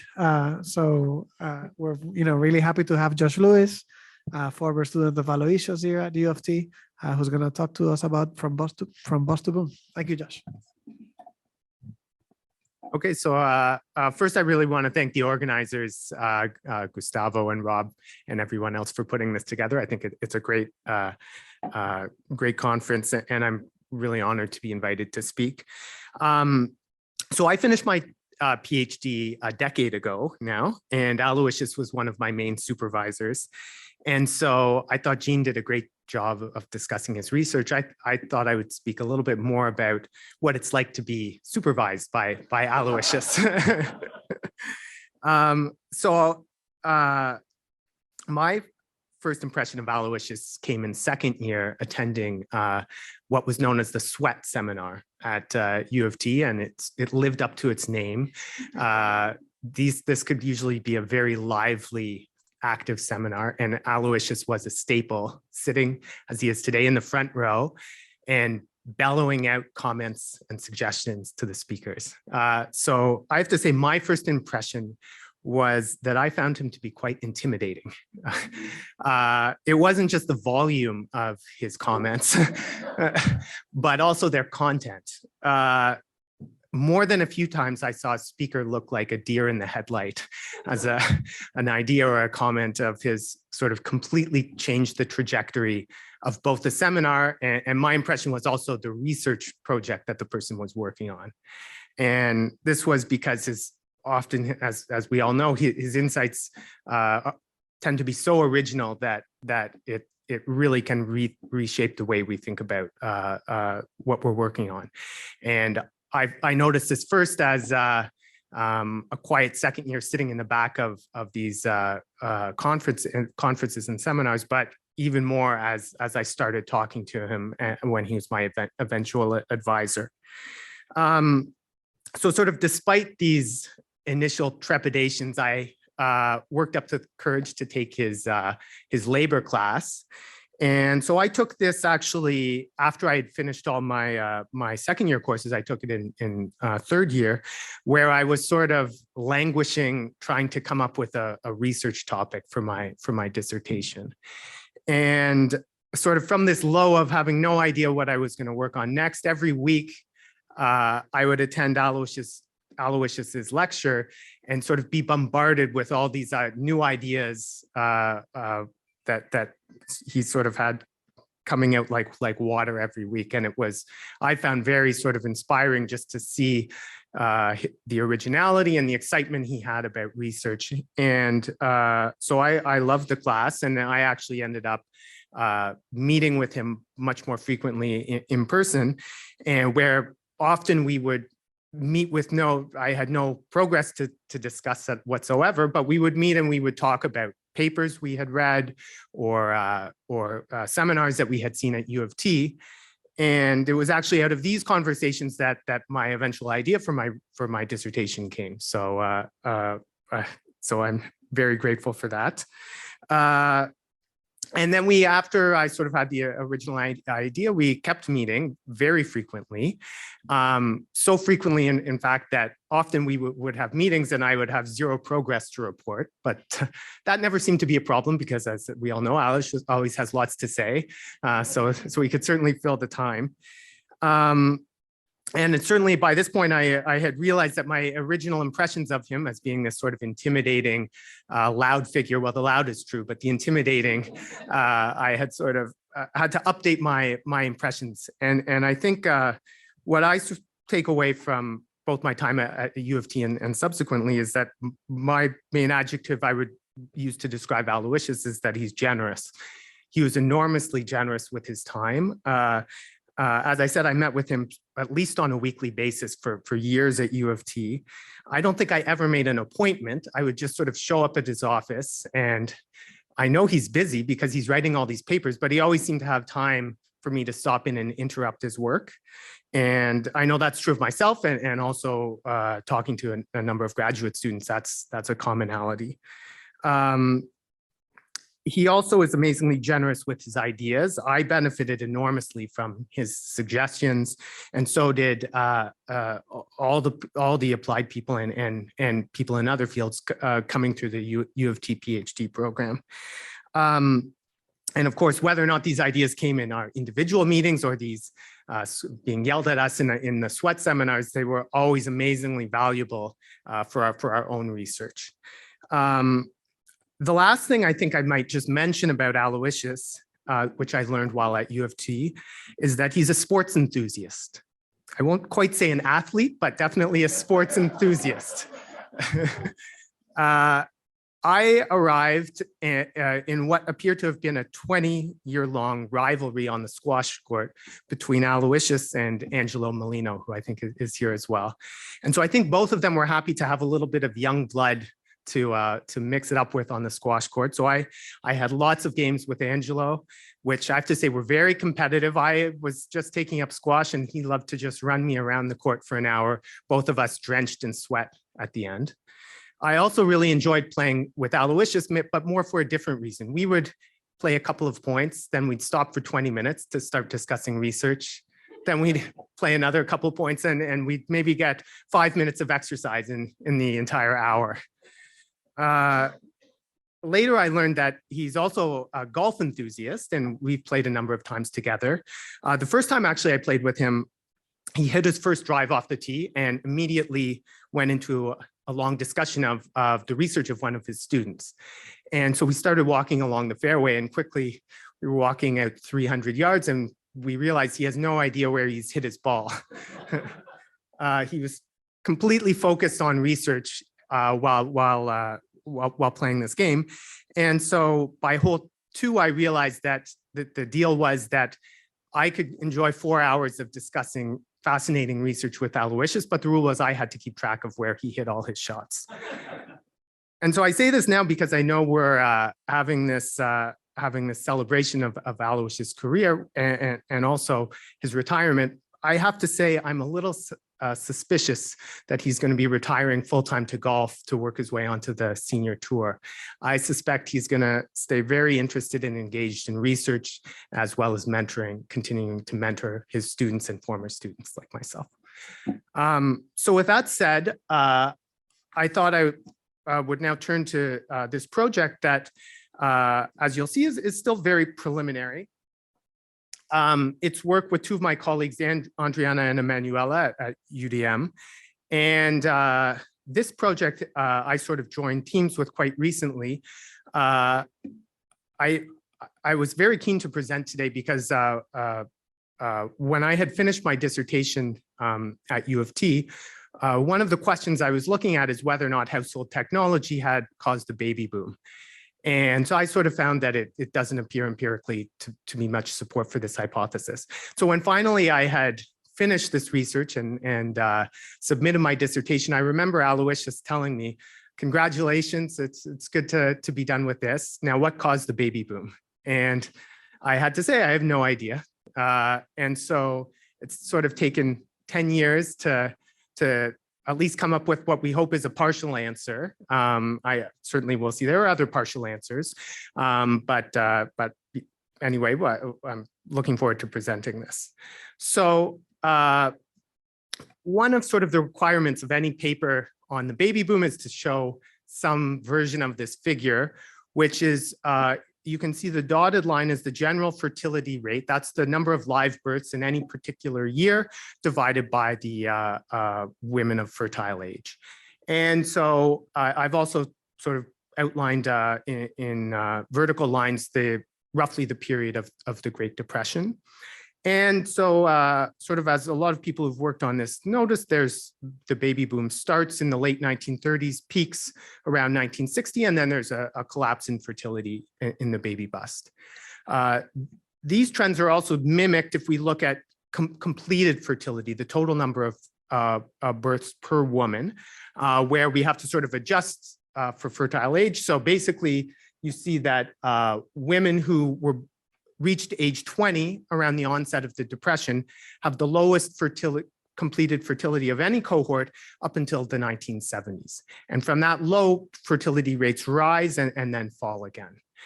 And so there are, as we'll see, there have been a lot of theories that have sort of been put forward to explain these patterns.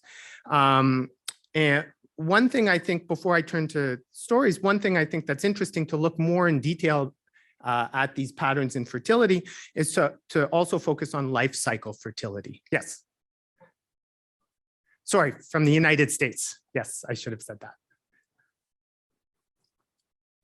And so one thing we can do is break the general fertility rate down into life cycle fertility across cohorts. And in particular, we're interested in looking at relative life cycle fertility compared to a pre-Depression cohort that was sort of unaffected by the Depression or World War II or any of these shocks that we think might be important. And so we're going to choose as our baseline reference group women who were born between 1896 and 1900, and use their sort of general life cycle fertility patterns and compare that then to subsequent cohorts. So this blue line here is the fertility patterns of cohorts of women born in 1901 to 05 minus the age-adjusted fertility of those born 5 years earlier. And what we can see is that's early on in their life cycle. So beginning at age 21 is that first point, and we can track their life cycle fertility up till age 40. And we see early on they have fairly similar patterns of fertility, although around 1930 we see a dip in their fertility rates that sort of coincides with the Depression, and sort of a moderate catch up in later years. We can then look at the subsequent cohort. This is beginning to be those that are really affected by the Depression. Again, a lower rates of fertility early in their life cycle, followed by a catch up. And the next cohort, probably even a stronger catch up. So these three cohorts all were either in the labor market or about to enter the labor market at the time of the onset of the Depression. And we see sort of striking differences in when they're having children over their life cycle. Next, we can look at two cohorts that may be a little bit hard to make of what's going on with them because they're affected a little bit by the Depression, also by World War II, but broadly, they follow a similar trajectory with lower fertility early on in their life cycle, followed by higher rates that actually exceed the fertility rates of the 1890s cohorts. After this period, there's sort of a reversal of these life cycle trends. Cohorts born in 1926 start out with higher fertility rates than even the 1896 cohort, and for the early part of their life cycle, and then this tails off. And we see the same trajectory for subsequent cohorts as we see the baby bust.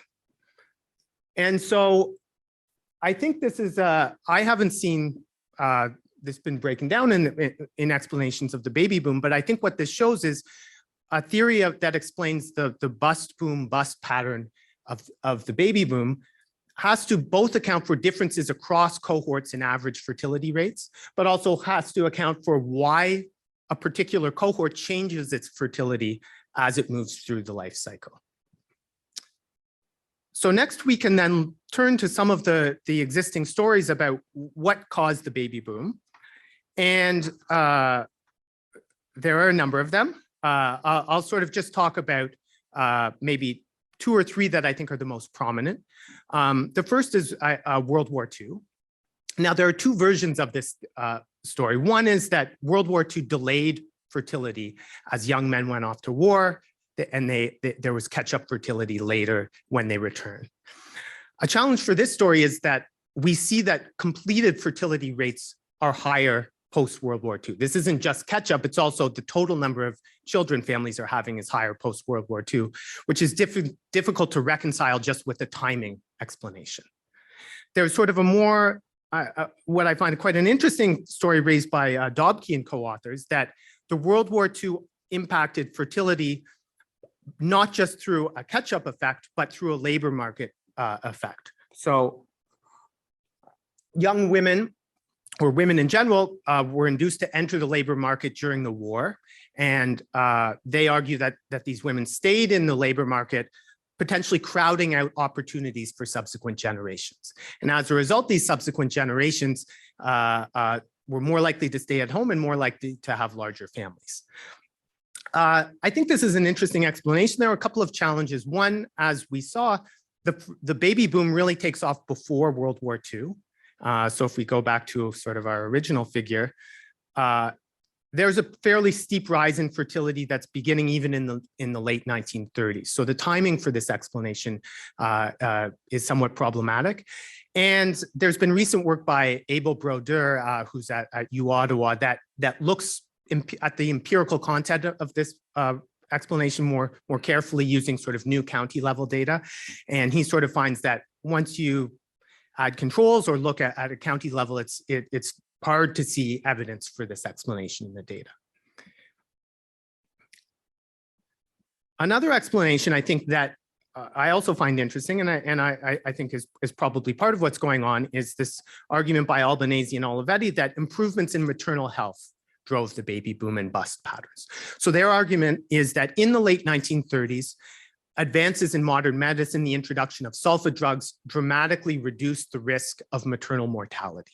So it's safer to have children. Women initially decide to have more children, which leads to the initial baby boom. The second part of their explanation is that as it becomes safer or as maternal mortality goes down, life expectancy for women goes up, which increases the return to investing in education. So subsequent generations of women invest more in their education, and as a result have lower completed fertility. The challenge for this, especially for this second explanation, is that their argument is essentially a cross-cohort argument, that subsequent cohorts in the baby bust have higher levels of education, and so desire smaller families. But what we see here is that the cohorts responsible for the baby bust don't have persistently low fertility. They start out with very high fertility, and then that declines over time. So an argument based on just education, which is something that's not evolving over the life cycle, it's hard to reconcile that with why you would see this timing effect. And then maybe I'll skip these other two. I think these are other explanations that I've done some work in Martha Bailey that suggests household modernization is not behind the boom. And then there's sort of the famous Easterlin hypothesis that, again, has a hard time rationalizing changes within cohort changes in life cycle behavior. So what are we going to look at in this paper? We're going to propose an explanation that the bust-boom-bust cycle of fertility is related to the economic crisis caused by the Great Depression. And we're going to argue that this explanation has the potential to capture both the fertility effects on Depression-era women, so women who were in or about to enter the labor market during the Depression, but may also impact the fertility decisions of subsequent cohorts who weren't directly affected economically by the Depression, but there were sort of these knock-on effects onto their fertility patterns. And basically, the idea behind this mechanism is that in the Depression operates effectively as a large negative income shock, primarily to husbands' incomes. And so in sort of a standard fertility model, children are normal goods. A negative income effect should lead people to prefer to have fewer kids. There's also sort of a secondary effect that if we think that families face credit market constraints, so they can't borrow against their future incomes, children are also a way to smooth consumption over time. So if my income is very low today, I may choose to have fewer kids today to increase my consumption and delay my fertility till when I think things are getting better. At the same time, my co-authors have done some work that suggests that a second effect of the Depression was that it really drove up female labor force participation. Okay, so as husbands lost their jobs, women entered the labor market sort of as a secondary earner. And unlike what we see in World War II, where a large number of the women who entered during World War II exit very quickly after the war's over, Depression-era cohorts, I'll show you in a minute, end up working, have much higher participation rates throughout their life cycle, okay? In the long run, again, focusing on these Depression-era women, it's sort of unclear what should happen to their fertility behavior. So on the one hand, the Depression may have permanently reduced their income, in which case we would expect them to have lower completed fertility because they're poor and because children are normal. On the other hand, there's a timing effect that they disproportionately dropped fertility in the Depression, and so there should maybe some catch-up fertility in subsequent years. To the sort of empirically, it's unclear also fertility, what should happen to labor force participation. These cohorts may continue to work because of this accumulated labor market experience, or they may end up dropping out of the labor market so that they can have more children. We'll be showing you sort of empirically that actually there's a sharp rise in female labor force participation that persists even through the 1950s for these cohorts, okay? So why is that? How does that then have knock-on effects onto subsequent cohorts? Well, sort of similar in spirit to the Dobke paper, in the short run, this rise in women's participation lowers local wages through a crowd out effect. And so again, younger cohorts of women who face lower wage or labor market opportunities may decide to increase their fertility, at least in the short run. But then over time, these Depression era women eventually age out of the labor market. And as they retire, kind of this crowd out effect diminishes, and we would expect to see eventual decreases in fertility as sort of the constraints on entering the labor market ease sort of in the late 1950s and the 1960s, okay?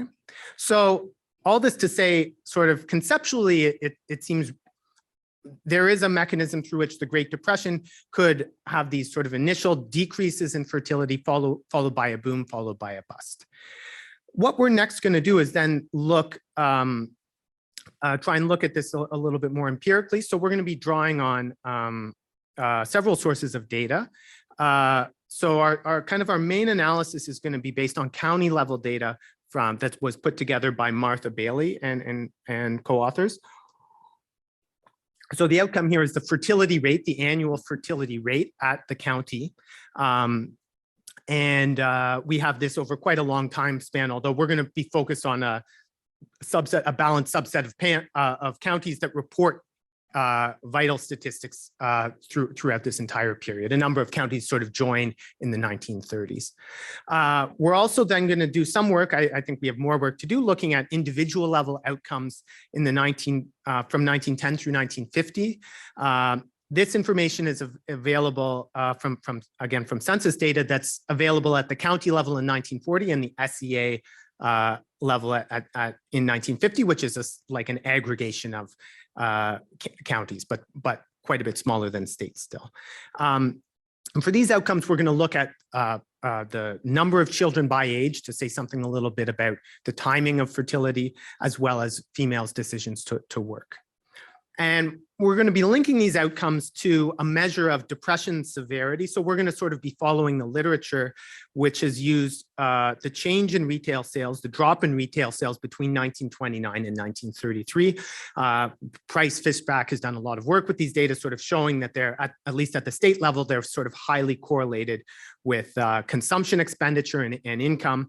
And this is sort of kind of the standard way to measure this initial contraction in the 1930s. And then in some specifications, we may also be controlling for baseline county level covariance, sort of pre-depression covariance, okay? So our initial empirical framework is going to be sort of akin to an event study where our outcome of interest is the county annual county fertility rate. And we're going to be looking, our main treatment is going to be a measure of Great Depression severity, which measures the drop, again, when GD is more positive, that means a larger drop in retail sales per capita. And we're going to interact this county level characteristic with sort of a vector of year fixed effects, basically to look at how does this one-time shock affect the trajectory of fertility over the 20th century.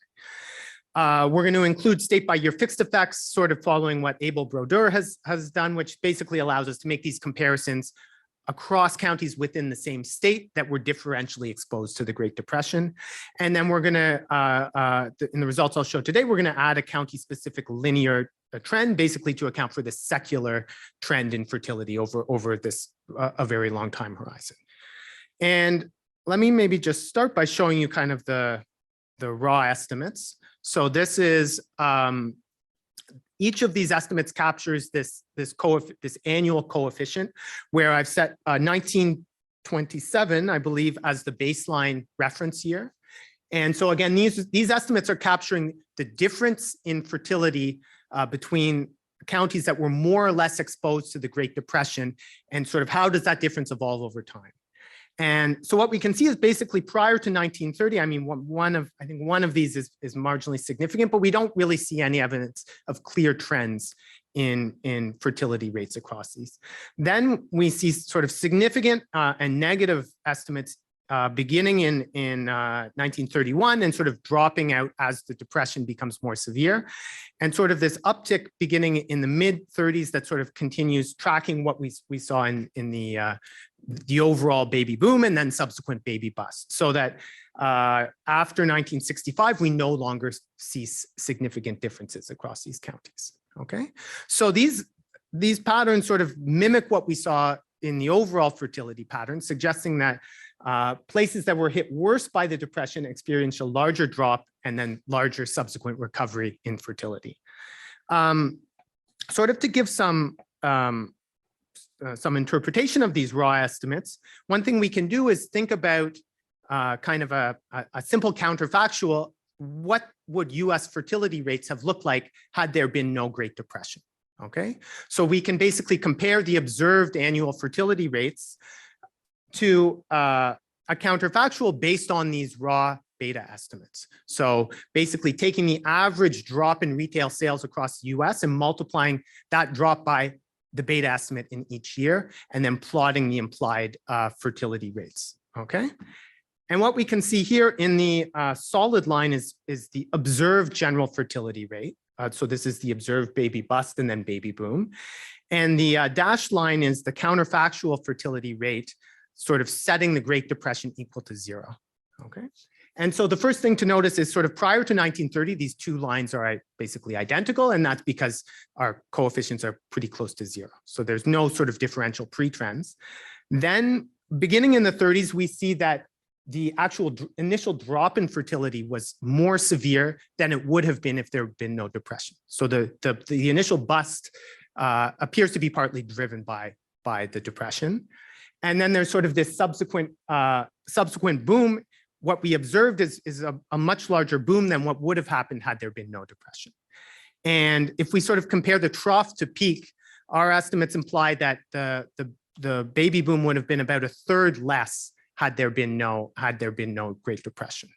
And again, these two lines converge by the 1960s as our estimates become insignificant at the end.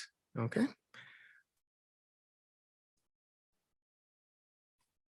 Next, I think we're interested in sort of pushing more on this paper, but we'll see what we have at least so far. We're interested in trying to understand what's behind these kind of raw patterns that we observe in the data. And so the first thing that we can do is look at fertility patterns of Depression era women. And so there's already been sort of quite a bit of work by historians, economic historians, that have shown the Depression itself clearly led to a contemporaneous drop in fertility rates in the early 1930s. So this is work by Price and others. But from our perspective, we were interested in whether or not this initial drop was followed by a resurgence in fertility beginning in the late 1930s, whether or not the initial start of the baby boom was a result of catch-up fertility among these cohorts. And so what we can do is look at, using county level data, we can look at the fertility rates of different ages of women in 1940 and look at how their fertility rates compare, sort of interacted with the Great Depression, how those effects differ relative to that same age group in prior years. Okay, so for example, the first column is for women who were 25 to 29 in 1940. So these were women who were just about to enter the labor market when the Depression hit. And we can see, so the reference group is 1920. We can see maybe some evidence of differential trends in 1910, but a clear increase in their relative fertility in 1940. Okay, so that age group was significantly more likely to have given birth last year in 1940 than that same age group in prior decades. We can see sort of similar effects for the slightly older women, all of whom were kind of directly exposed to the initial shock. And this group also seems to have more children who are less than 5. Okay, so together these sort of with the prior literature that shows the initial bust, we think we're showing some evidence of a catch-up in fertility, at least by 1940. The next thing we're interested in looking at is the the employment patterns of Depression era women. So Andriana and Emmanuel, my co-authors, have an explorations paper that looks at this using state level data, and they basically find these large persistent effects on women's employment. We sort of try and replicate this using more disaggregated data, at least up till 1950, where it's available. And I can sort of just walk you through the interpretation of these estimates. So these are basically comparing the tracking a cohort over time, looking at their employment patterns. So say taking the first column, we can look at women who are aged 25 to 29 in 1940. How does their relative employment change between 1940 and that same age group when it was 10 years older in 1950? So the estimate associated with 1950 is that same cohort when they're now 35 to 39. So this is sort of a measure tracking that allows us to look at persistence in employment over time. And so what we can see is that basically across these different age groups, even by 1930, we estimate significant positive effects of the Great Depression. So sort of at the time of the initial onset, there's an immediate increase in participation that basically persists decade by decade, even until 1950, okay? So this is a fairly large positive effect on this cohort's participation rates. Again, this sort of differs from what we see in World War II, where there's very large participation during the war, which drops off rapidly afterwards. Here we see sort of lasting effects of this shock on women's participation. And so one thing we can ask is this shock large enough sort of to credibly influence subsequent fertility behavior among subsequent cohorts? And so one way of thinking about that is first just to look at the magnitude of the labor force participation effect. So among affected cohorts, we estimate that the female labor force participation rose by about 12% by 1940. Now, is that large or small? Well, we can kind of combine those estimates with demand elasticities from Asimoglu and Autor, their paper, to get an implied wage effect from this shift in the labor supply. So what's the implied impact on subsequent generations' wage opportunities? And so we find that sort of basically plugging in these estimates, we get an implied wage effect of 8 to 9% in 1940. And this is based both on the sort of the labor force participation effect and the size of the Great Depression cohort among potential working age women in 1940. So the reason this is quite large is Depression era women were affected a lot by the Great Depression. They worked a lot more, and they comprise a very large share of the working age population in 1940. Then if we take sort of assuming that there's this same persistent effect that lasts out until 1960, we can calculate sort of the implied wage effect in 1960, and even holding constant their participation effect, because they're a much smaller fraction of the working age population, these wage effects drop out. Okay, and so the kind of the wage cost, the crowd out effect falls to between 2 and 3% of women's wages by 1960. So we think sort of it's plausible that this pattern could be driving subsequent fertility behavior among subsequent cohorts. Yes.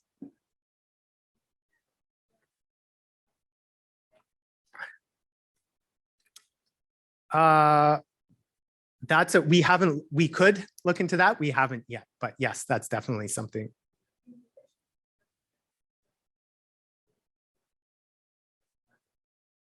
Yes.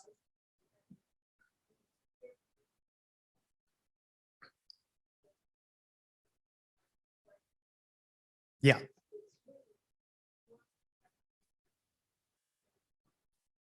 Yeah, no, that's right. The only thing I think that's a great point. That's something we haven't really looked at, but certainly we could. Yeah, so I think that's something that we'd want to look at more for sure. And then to sort of the last kind of result I'll present today is again, looking at this crowd out, again, returning to the county level data. One implication of crowd out is that the importance of crowd out should vary according to relative cohort size. So if you're a county where the Depression era women comprise a large share of the working age population, we would expect crowd out to be more severe. More of these women are going to be pushing down local wages. So one thing we can do is construct a measure of relative population size, which is just the total number of women aged 20 to 34 in 1930, so Depression era women, relative to the younger women who at least were alive in 1930, those aged 0 to 9. Okay, so this ratio captures sort of relative cohort size. And we're just going to sort of, for simplicity, split the country into counties that are above or below median in terms of this ratio.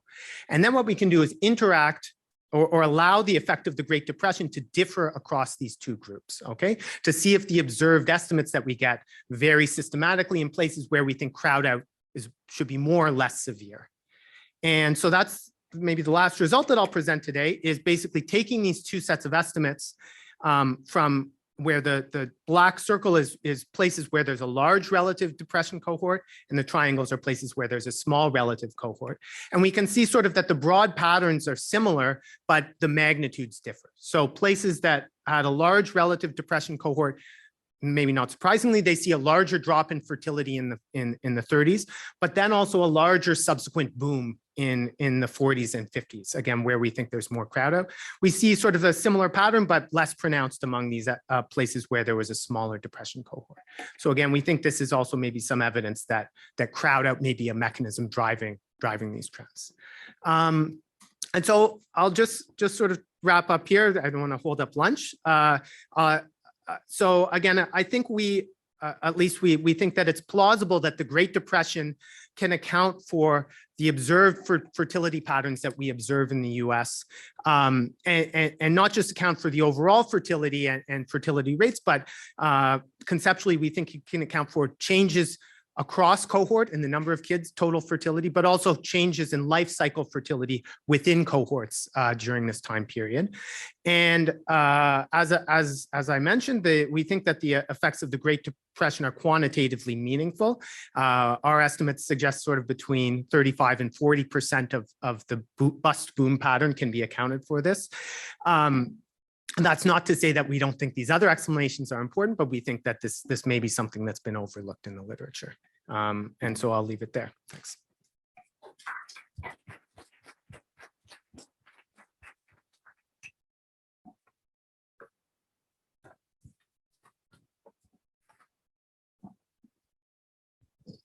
So I was wondering if you could revisit the shortage of male discussion between Dubke and Brodeur, and see if this is a labor market effect. The lack of men on the labor market might also, give change how important is the effect of these depression women. So it's not that it would be a competing alternative, but rather that one could have potentiated the other. And I think that it would make it particularly interesting. Yeah, thanks. That's a great idea. We certainly could look at, I completely agree. It's likely these large shocks are interacting with each other as opposed to just having independent effects. Yeah.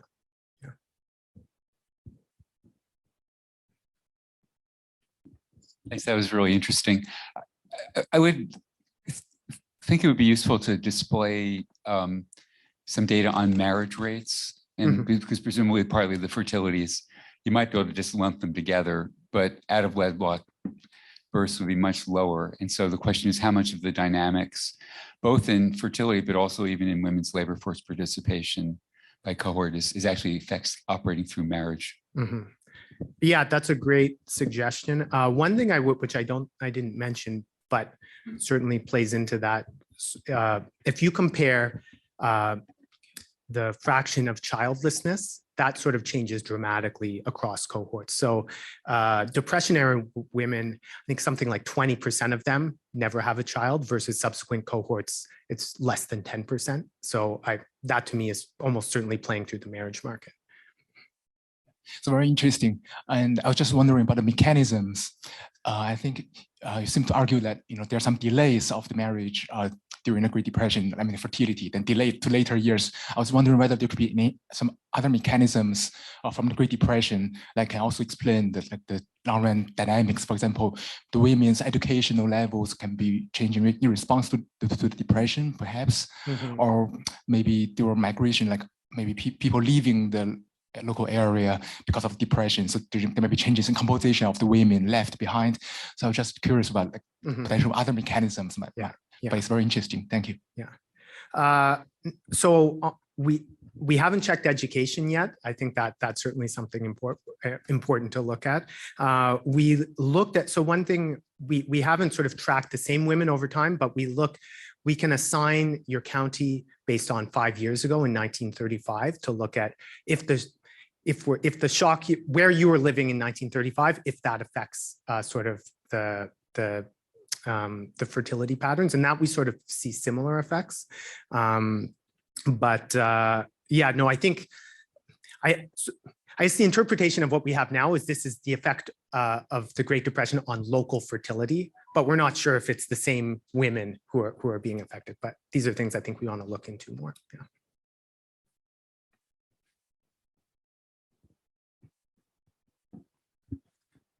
I wonder, have you investigated these effects among male fertility at all? We haven't. Yeah, so we identify households based on the woman and the age of the woman, but yeah, no, in principle, we could replicate this as well. Because I think that you'll see effects of the war on men on the male fertility side. I would expect. I don't know, maybe not. Yeah, but, yeah, that's definitely something we could do. And it's also somehow a natural control to the extent that you, I mean, compare men to women. Mm-hmm.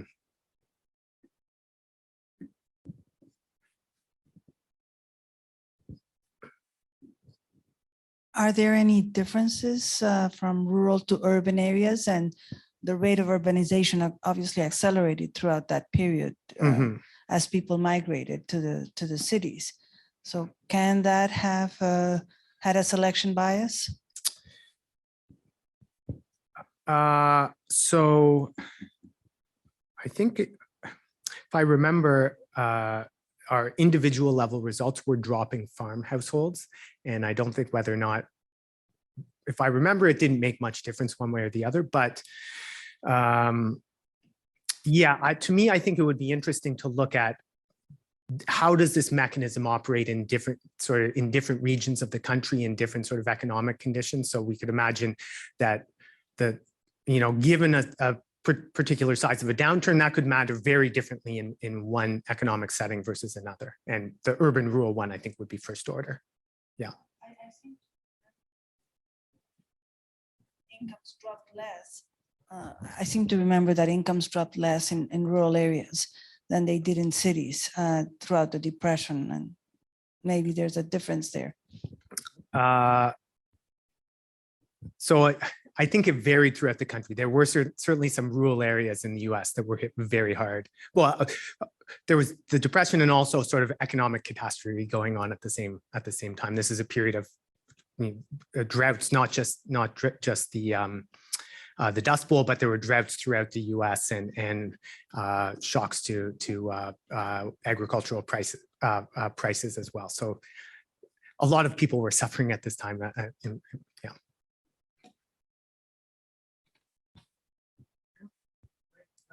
No more questions. Thank you, Josh.